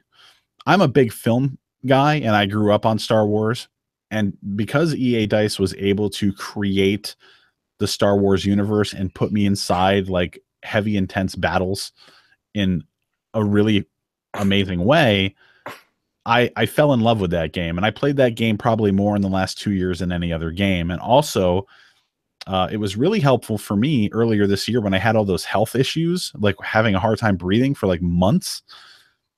I kind of lost interest in doing a lot of things that I enjoyed at that time. I didn't want to watch anything serious like movies or TV wise. I didn't want to watch anything depressing. And I didn't want to play any games that offered me too much challenge. I just wanted to play like comfort food games. So I spent months earlier this year just basically playing a lot of Counter-Strike and Star Wars Battlefront. More so the latter. So like it was there for me during a hard time. So I've got like a connection with this franchise now. So the fact that this new game delivered again, and it's even better, I think, in many ways. The multiplayer modes and the maps, like it's just so much more engaging, I think, than before. But yeah, after all this, the conversation becomes that Gabe and I have been having is, can you have a negative? Can you buy a game like this and still have negative things to say about certain aspects of it?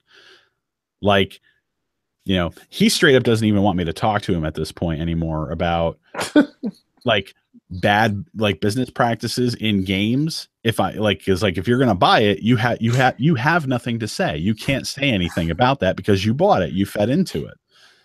And the point in this conversation is, which I want to open up for discussion between ourselves, is, like, I get the point.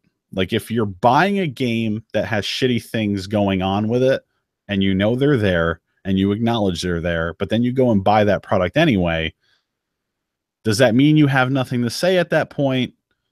Because not buying that game sends a better message to the company, right? Because it's like, I'm not going to buy your product because you're trying to fuck me, basically. which I agree with. Okay, that is the optimal way to go. The way that I look at it is that it's a little different.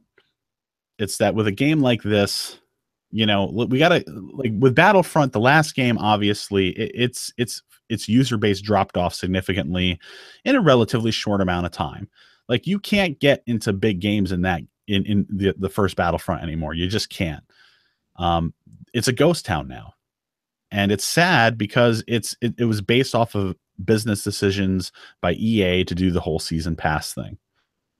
So Battlefront as a brand is damaged right there. This game comes out, they could have had everything, but it's being damaged again by this other stuff that they're doing. But if the game's fun to me, here's the message that I want to send. The message that I want to send is I want the game. I don't want the microtransactions or the loot boxes, because me not buying the game sends a better message, but it also tells the company that I don't want that game. And that's just not true. You know what I mean? Like, yeah, hooray, golf clap for like, the 60% less people who don't buy the game. But now that this brand has been damaged doubly so over the last couple of games now, are they really going to look at this situation and say, hey, let's run, for Battlefront 3 now? I don't think so. I think that this brand after this is going to be pretty much dead in the water, because they're going to realize that what's happened with this game in particular, that the brand is too damaged to try and spin the wheel again. That's not the message that I want to send, that I don't want the game. You know what I mean? There's a lot of factors that play into like buying it. I can still be unhappy, I think, that there's microtransactions in the game, that there's a loot box system in the game. I'd rather not have those things in there. But, in my opinion, I'm sort of like, I'm really tired. You know what I mean? Like I've been arguing for years. You know what happened, Mike? You got older. Like and you weren't like, and you felt like you were like a teenager too, especially when I know when you actually mentioned it in one of our most recent podcasts. You're like, it's Mike, it's interesting to see like where you're at now with your stance on this stuff. As it's true, before. And it's not me. And it sounds like, but like I'm busting your chops, but like it's a casual but like very, very just interesting observation, and it's not at all a judgment. Like I hope you don't take it. No, I didn't take it that way at all. But like you but were it is correct. It is very, very interesting, like the turn you've taken. But like the conversation though, a lot of what you have especially put at the forefront is that you have an actual like emotional connection to the game, and not simply because like of the Star Wars brand, but because it helped you get through a pretty bad period in your life. So I like right off the bat, like I can understand why you feel this way about Battlefront 2, about how much fun you're having, and this conflict is here. I mean, like in reality, for me, my like you don't have to like spend all day in front of a mirror, like convincing yourself, like, did I do the right thing? Because ultimately you're just buying a product. This is a game. You know what I mean? Like, and I'm not even trying to close it, like just simplify it in that terms. I'm just like, it's just like buy, like you at this rate, you just buy what you're gonna buy. And I don't know how else to really put it, because it's, to me, while we talked so much, like everyone in this fucking sphere has talked so much about how shitty like these microtransactions are, I think like I can't just help but look at it from a viewpoint of like, well, again, like I've always said, if it's not like microtransactions, it's gonna be something else. They're gonna fucking right, try to get our money out of. And there was already an article today by like, I didn't read it, but it was making the rounds today by some like CNBC, from some analyst at some firm.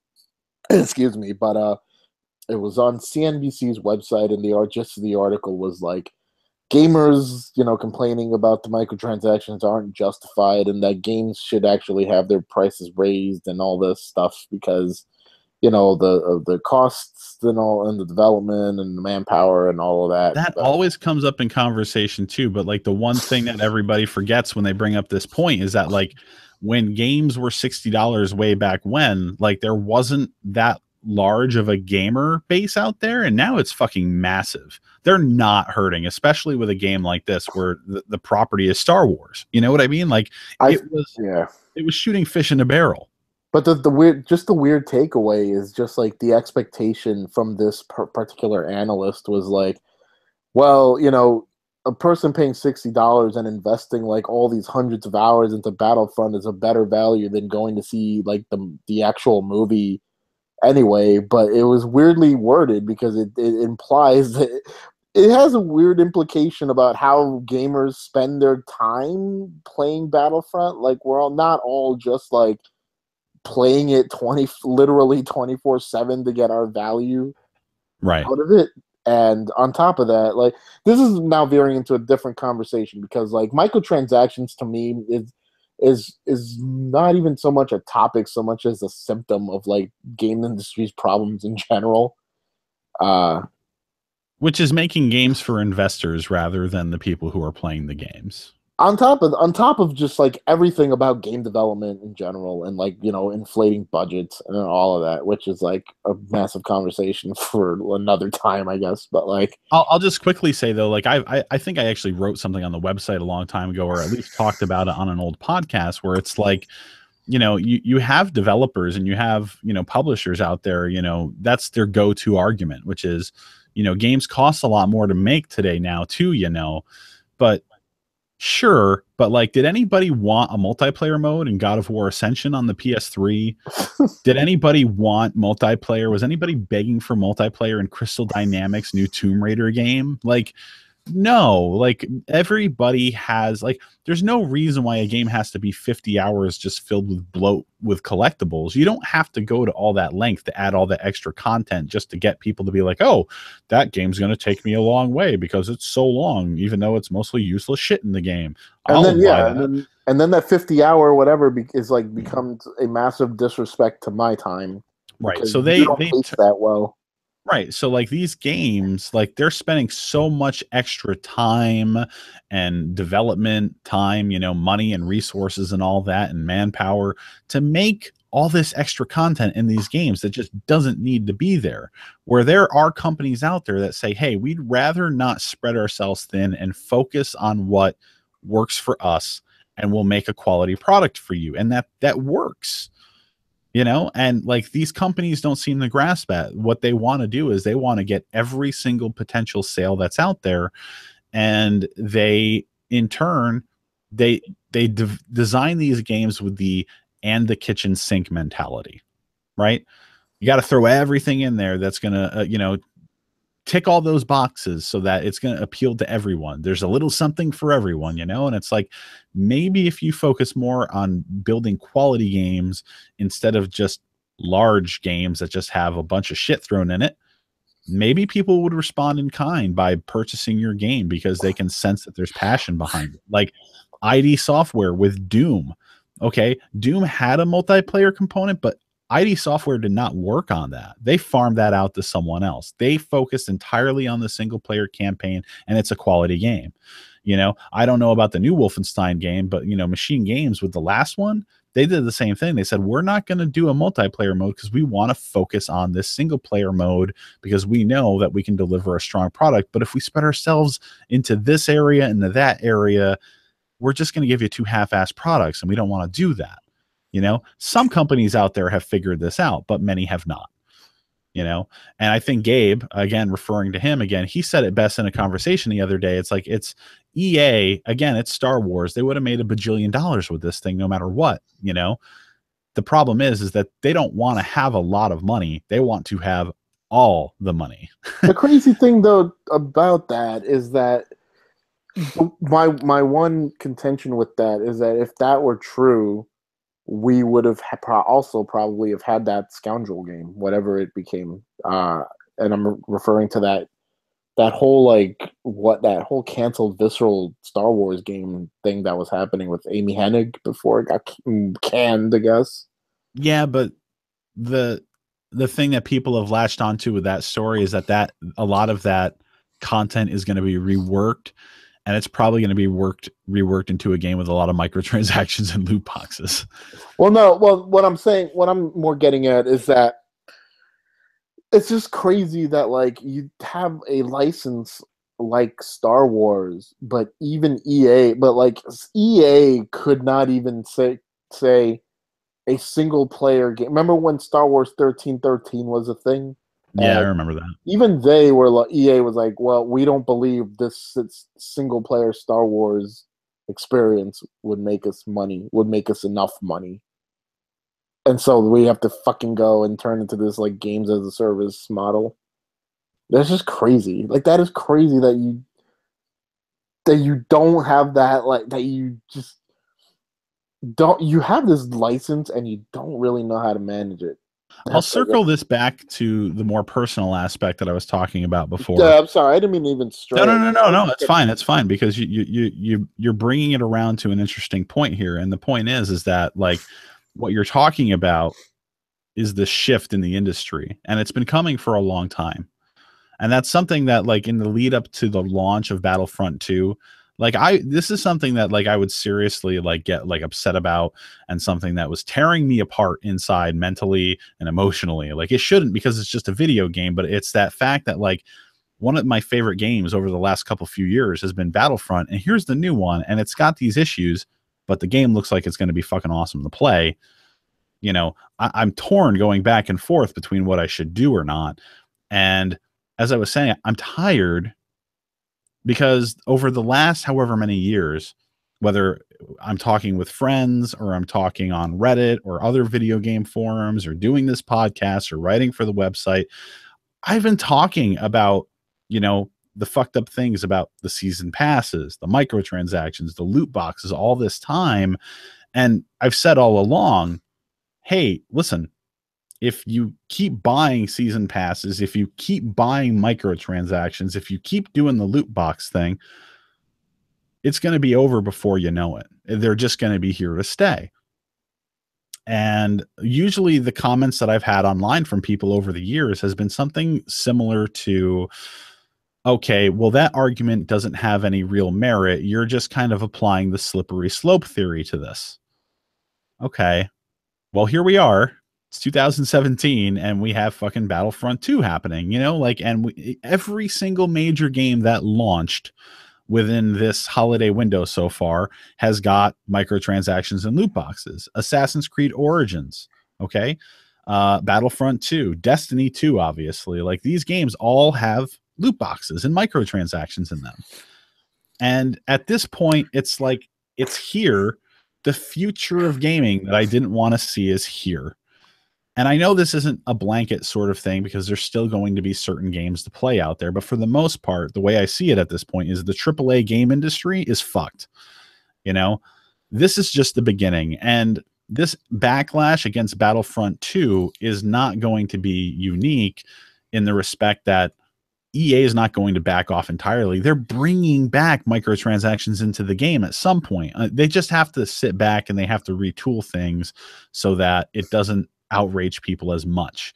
But other studios are going to be continuing with loot boxes and microtransactions. And it's like, to a certain extent, if I was to, like all these people out here who are rallying against Battlefront 2 and they don't buy the game, and I have nothing against anybody who doesn't buy the game, because all the power to you. Like, you know, like I feel dirty for buying it for sure.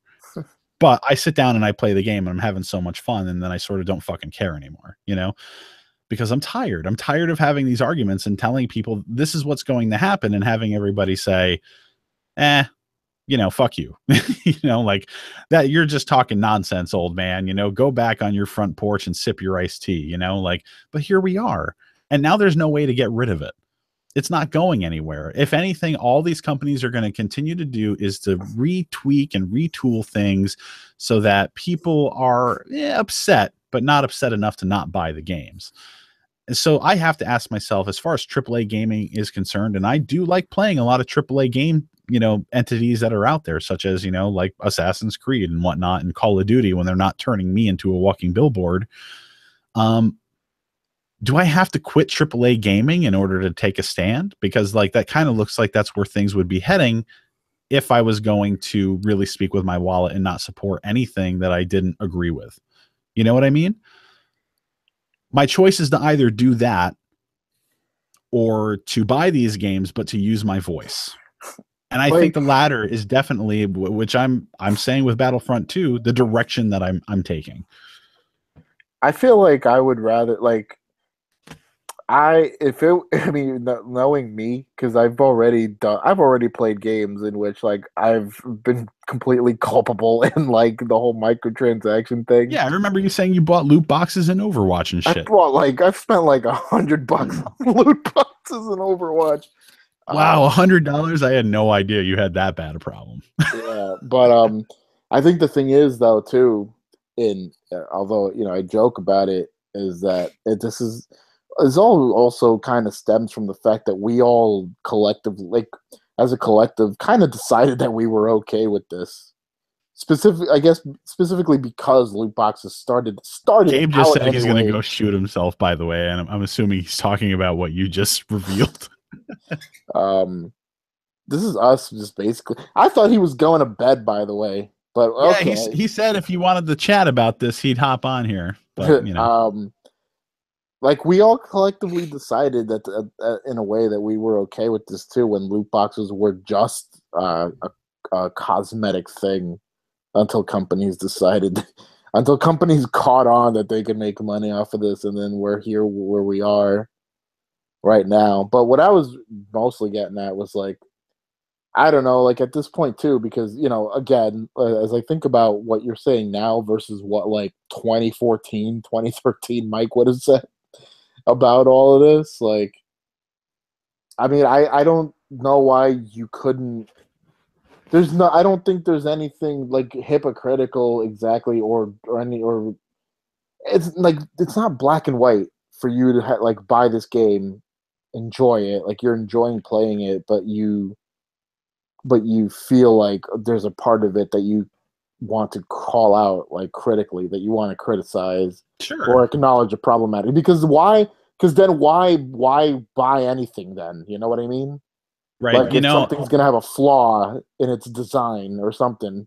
Right. Like, and even if you're talking about like the dirty tactics that are used in order to sell the product to us, leading up to the release of this game, like one of the things that I kept thinking about so much, and one of the analogies that I kept making, to myself while I was thinking about this was, it doesn't matter what industry you're talking about. If you pull back the curtain to see what's going on behind the scenes, you're going to walk away pissed off.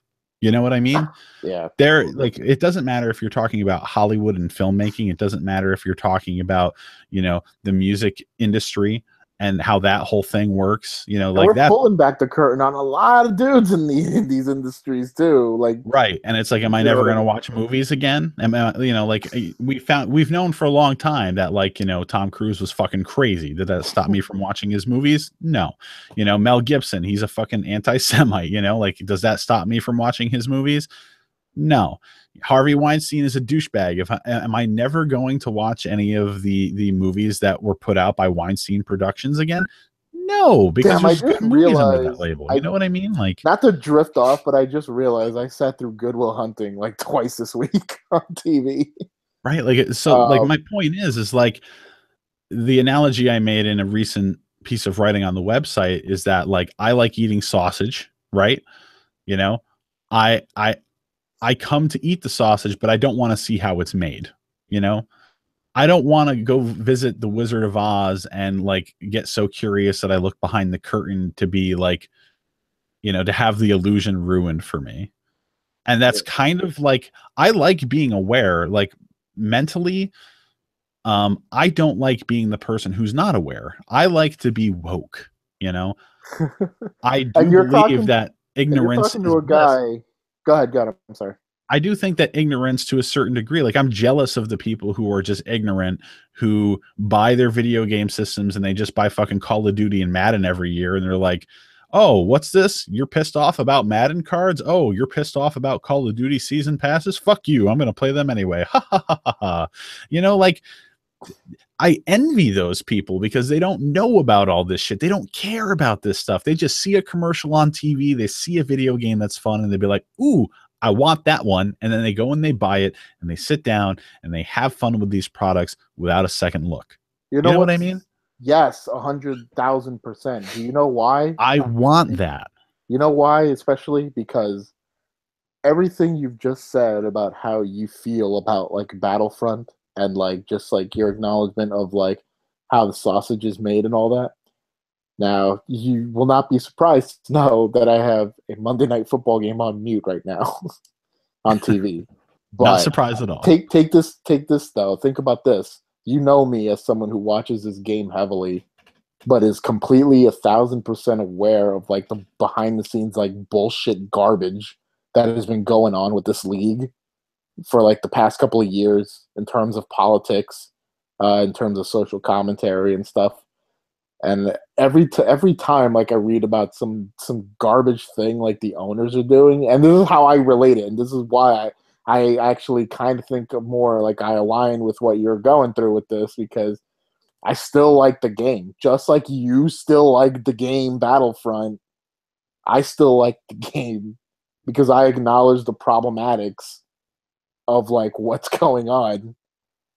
And right. like I run it through, in my head. And that's the thing. That it doesn't have to be like this fucking like black and white one-sided, like it doesn't have to be that way. Like I feel like we can acknowledge the problematics of things, understand, kind of come to terms with them, and then make an educated decision on that.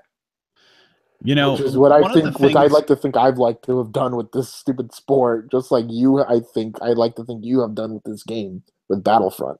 The thing that's really interesting to think about, I think, with all the outrage and everything, is that okay, let's look at the 700,000 downvotes on Reddit for Battlefront 2. I mean, granted, what spoke more than anything had been the decline in sales for this game, without a question. Without that, it wouldn't have made a difference. However, the outrage on the internet is what had eventually caused mainstream news to be reporting this story. That is what got the wheels turning for them to feel in a pinch and practically overnight say, okay, we're going to lower the cost of credits it takes to unlock these characters. Okay, we'll talk to you about this other stuff soon in an AMA.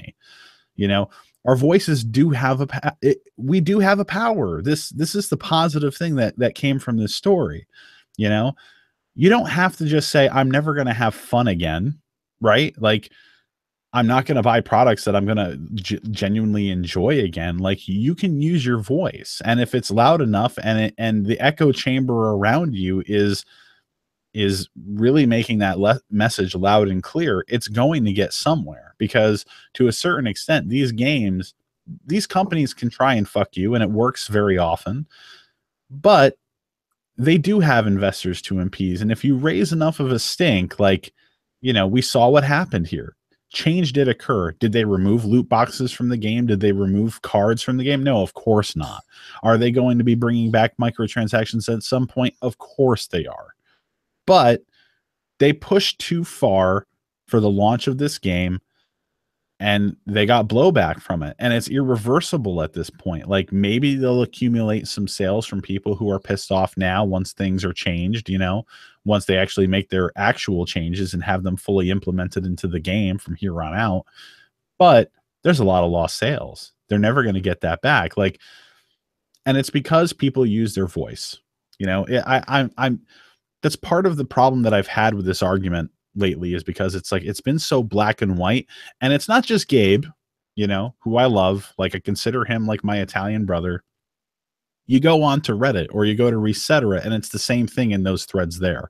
You have two sides of the conversation. The conversation is, fuck you, you supported this game, you fed into this, like, you can't say anything, versus, but the game's really fun. Those are the only two sides, and it's that's the problem right there, though. Like, that I don't like, at least for me, there's no two sides. Right. It's like if you bought the game, that's it. Like you can't buy the game. Otherwise you're sending a message. And it's like, some people vote Republican, some people vote Democrat. Like I went third party on this one. Like, as I said earlier, I acknowledge that buying the game sends a better message to not buy the game. But like, that's not the message that I wholly support. Cause I also don't want to say, I don't want these games. I still want the games that I enjoy. I just don't want this other shit married into it. And if they're going to be in there, because it's very clear that these business models are going to be in the game, like you have to keep it cosmetic or something, especially for something like Star Wars, which you were going to make money on anyway. But that conversation is what's happening online. And it's like, I don't know why people think it's just one way or the other way. And I think part of it is because people have been seeing this conversation happening so much that they think that's the only way that it has to be. Especially with EA. This is because, like, I keep, and we're in 2017 yelling about EA, and I just think about how really, like, they sort of got the ball rolling with. I feel like this not the first instance, but like they really. Well, I mean, Madden with their fucking the cards in Madden for years not now.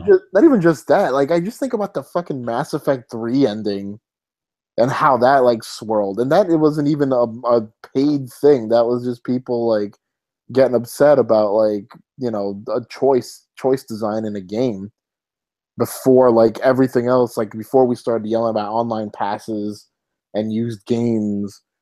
And whatever the hell else EA loves doing in their fucking games.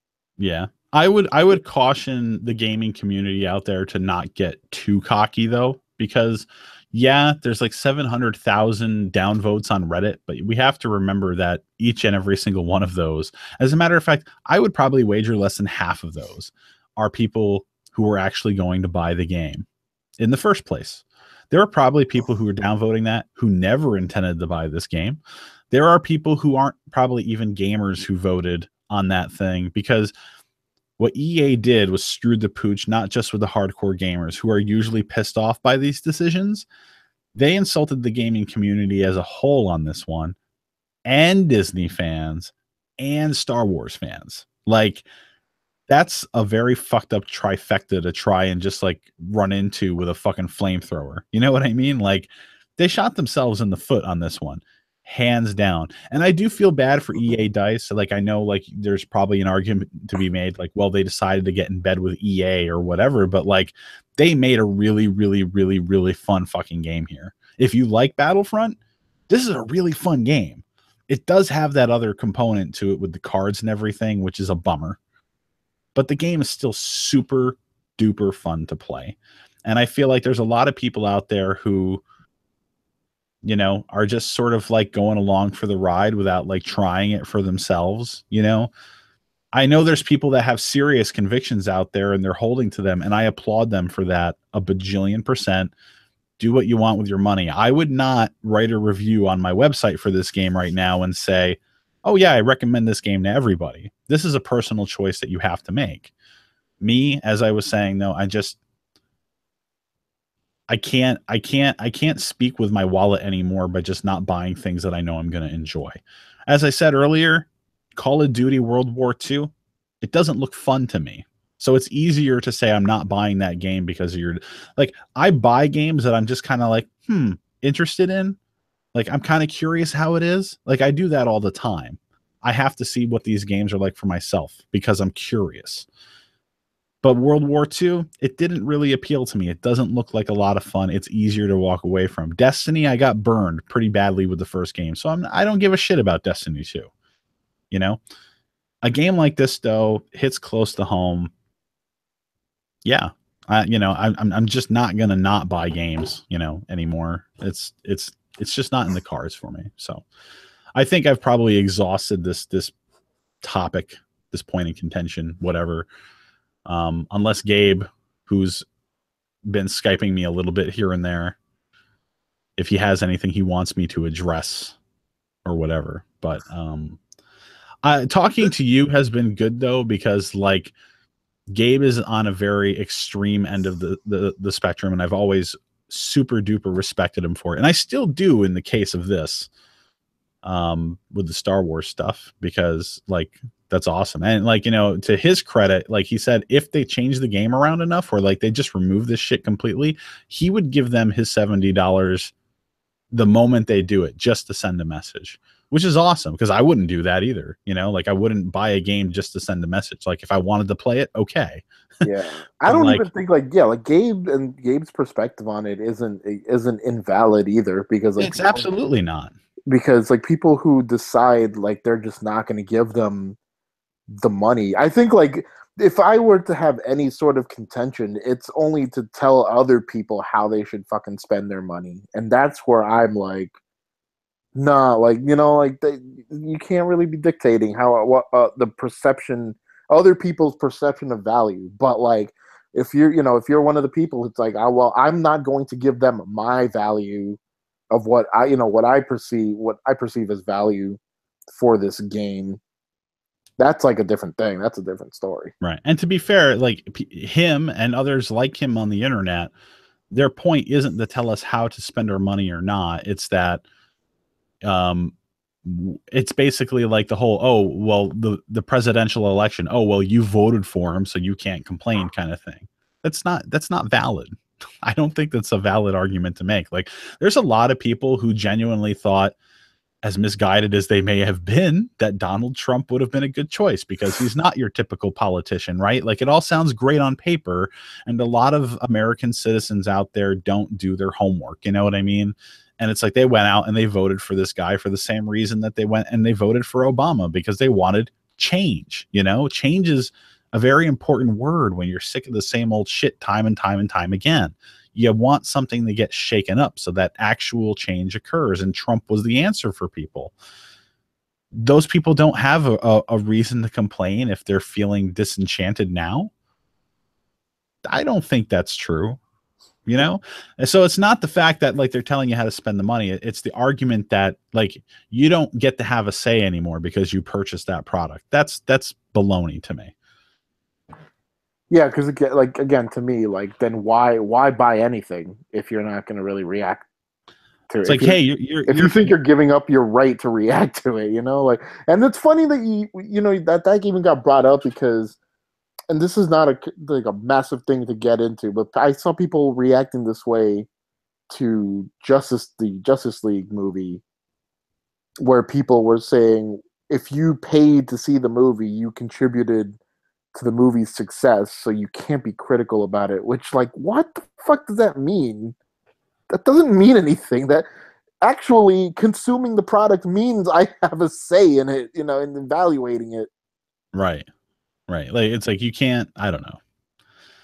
You know, it's like, again, as we were saying, pulling back the curtain, you're going to see the ugliness no matter what you're talking about. Like, you know, you go to the supermarket and you buy a box of cereal. Why don't you open up the curtain, you know, for that company and see what kind of nasty shit they're in bed with, you know, or like your favorite music group, like, you know, the lead singer or the lead guitarist, like he might go home every single night, shoot up heroin and go into a coma for 5 hours, wake up, beat the fuck out of his wife and, you know, get up on stage the next night and then sing in front of everyone. And like, nobody knows what's going on behind the scenes. But if you were to find out that shit, like, you know, I don't think it invalidates the music that you've enjoyed the entire time. Like there's a lot of people, like Michael Jackson's the perfect example of that. Like, yeah, there was all that pedophilia stuff, and I kind of do think he probably was guilty of shit, but like I could hear a Michael Jackson jam from back in the day and still say that's a good fucking song.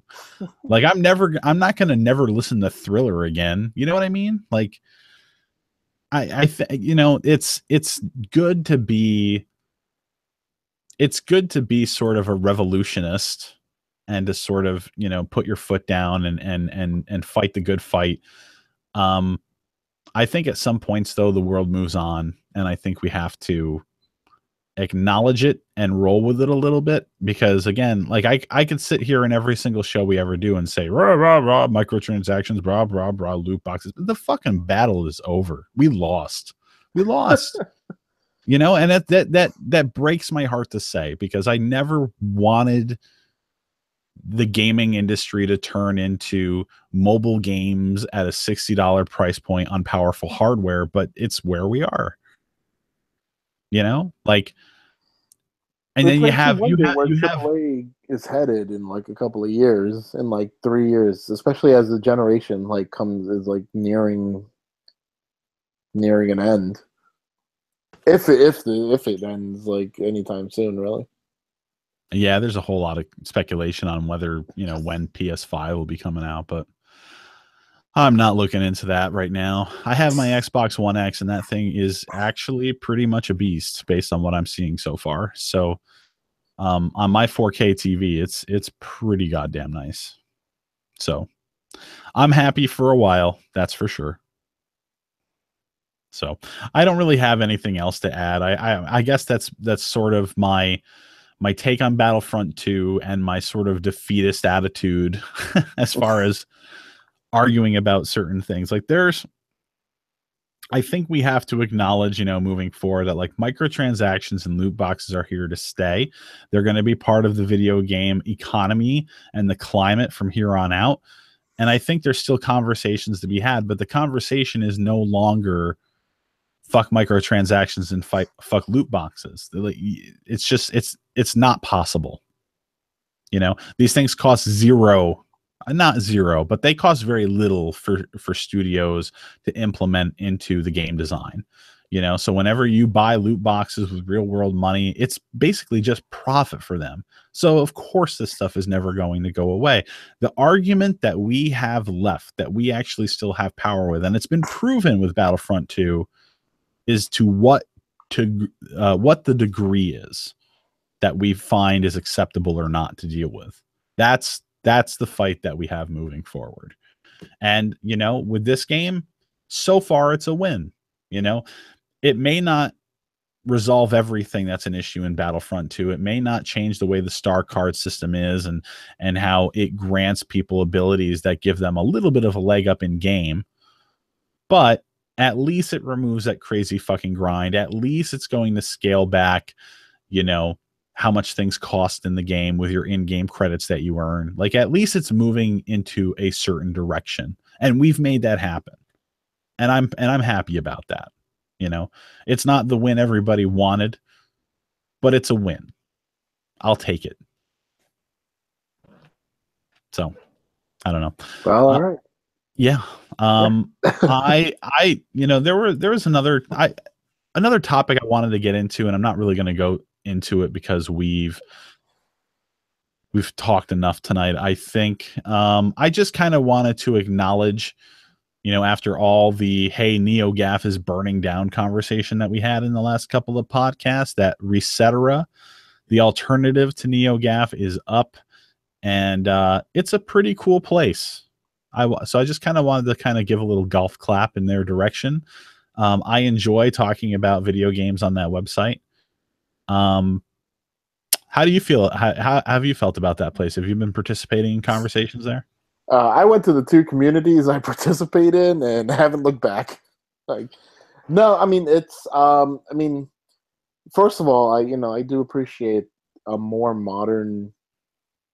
with more modern sensibilities, I should say. And if I'm being honest, though, I hadn't thought about the other place since all that went down. But I mean, it's you still have some of your misguided posts and attempt at conversation, so to speak. But generally, I think there's a more pleasant, pleasant, more accepting atmosphere. I guess I should say. It doesn't feel so like I don't feel like I have to. Not that I ever felt this way, just from personal politics or anything, but I don't feel like I have to walk on eggshells to talk about anything on there compared to other places on the internet. Maybe I'm going to slightly disagree. I guess it depends on the topic, and then this is my only. It depends. No, it depends on the topic. But what I mean is there were some, things at the other site that maybe weren't controversial in topic, but for some reason, certain moderators had reacted maybe a little too swiftly. Yeah, my thing with NeoGAF is that it was obviously for some reason that idiot that owned that site, he honestly thought it was a progressive forum, it was clearly anything but, you know, the way that it was run, just the conversations that were happening there. But like, my only complaint about Resetera is that it is like the 180-degree opposite. Like, I think like progressivism is very alive and well on that site, which is great as a response to NeoGAF. But I think I think it's leaning way too hard into it.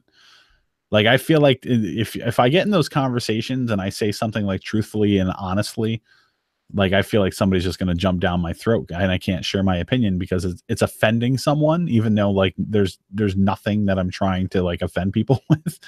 There was a conversation on the website about like something about like females being portrayed in video games in a very sexual way and how it's like degrading to women basically.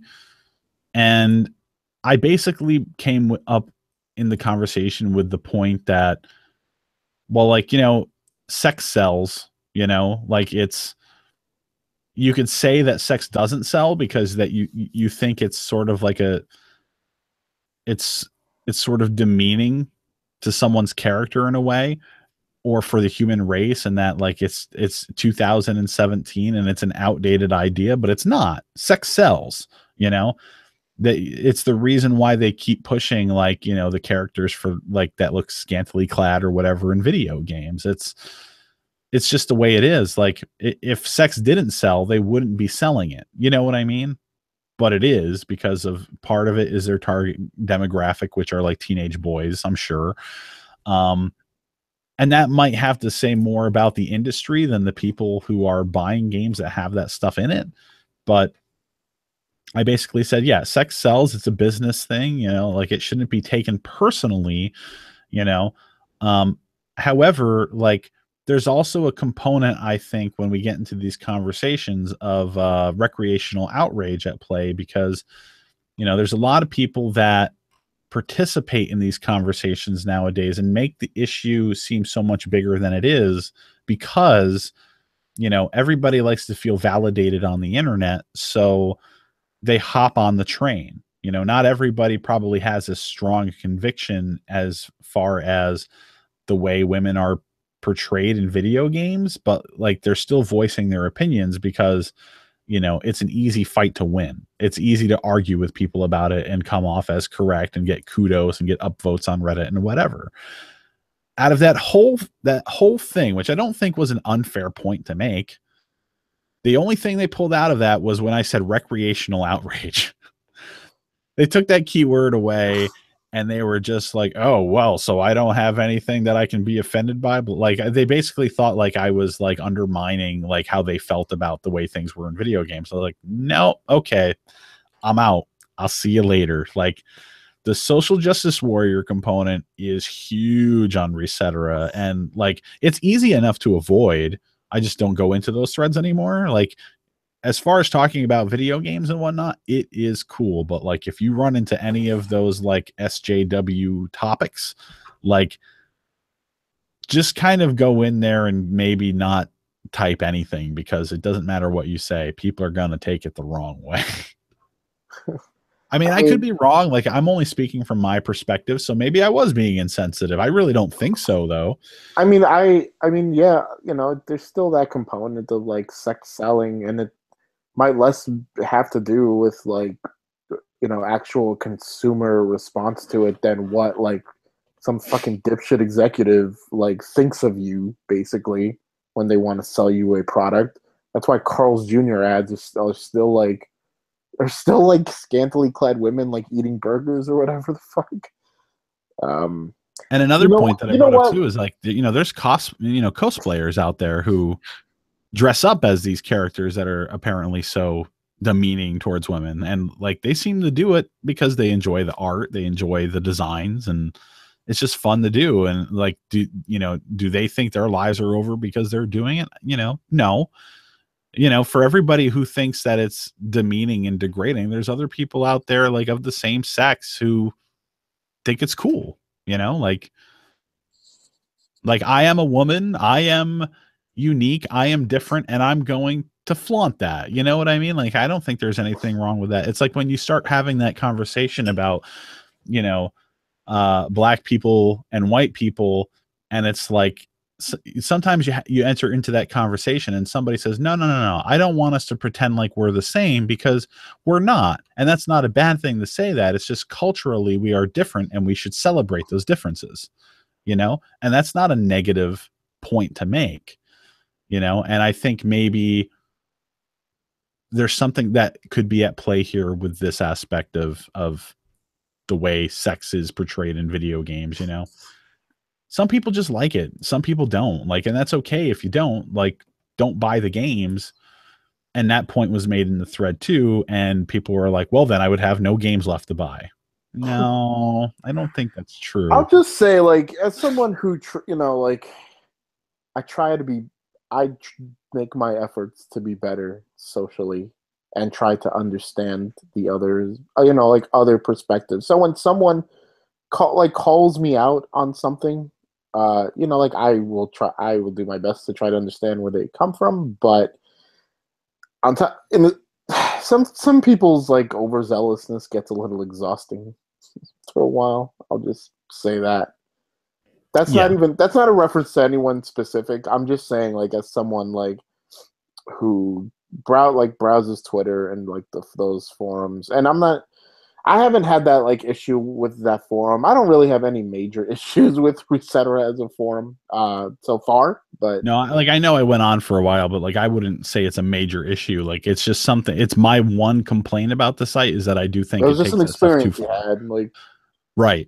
And I like it's alive and well on that forum, and like I do feel like like some stuff is worth talking about, but some overzealousness is exhausting, and it just makes me not want to engage in shit.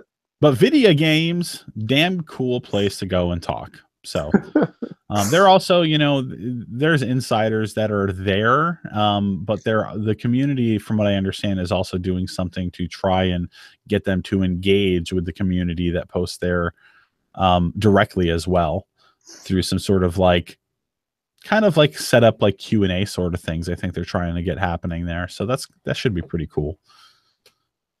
So yeah, fuck NeoGAF. The first I've even thought about that place like in a long while. I'm curious. I wanna compare some numbers here real quick right now. Like I don't know if Resetera tells you how many members there are right at the bottom of the page. Let me see here.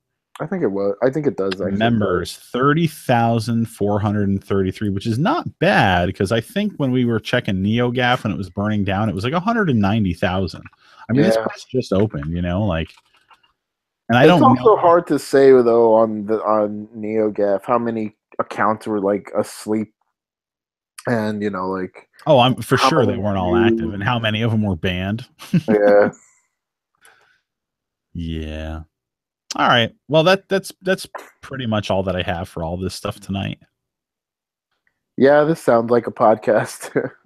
Yeah, it did. It did. And, you know, again, I just wanted to thank you again, because speaking to you about the whole Battlefront thing was very therapeutic for me in a way, because like it makes me realize that like maybe I'm not being like, because you heard multiple perspectives. Yeah. So yeah, thanks for listening, everybody. Hopefully we'll be doing this again sometime soon. What's the next event that's coming up, Gus? The next event, early December. There's something going on. Oh, the Game Awards. Oh, the Game Awards. And later in December should be the PlayStation Experience, right? Yeah, although I am hearing, like, you know, not to expect anything big out of that. I have actually heard of one game that people might actually be pretty goddamn happy to hear about. So, interesting. Yeah, so we'll see about that. We'll see. I'm hoping that it comes to fruition. If not, you know, I guess it'll probably be just a matter of time. But no, it's not Batman. It's not Batman. I'm not talking about Batman. Neither is WB. Neither is Warner Brothers right now.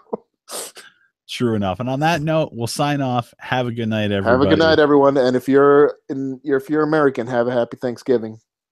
Yes. Happy Thanksgiving to the rest of the world. Why not? Happy holidays to everyone celebrating whatever. It's Merry Christmas. God. I know. Our Stop Christmas waging shopping this is war. done. Woo! Our Christmas tree is up, by the way. Oh, really? Nice. I'm waiting until the day after. Yeah. All right. Bye, everyone. Good night.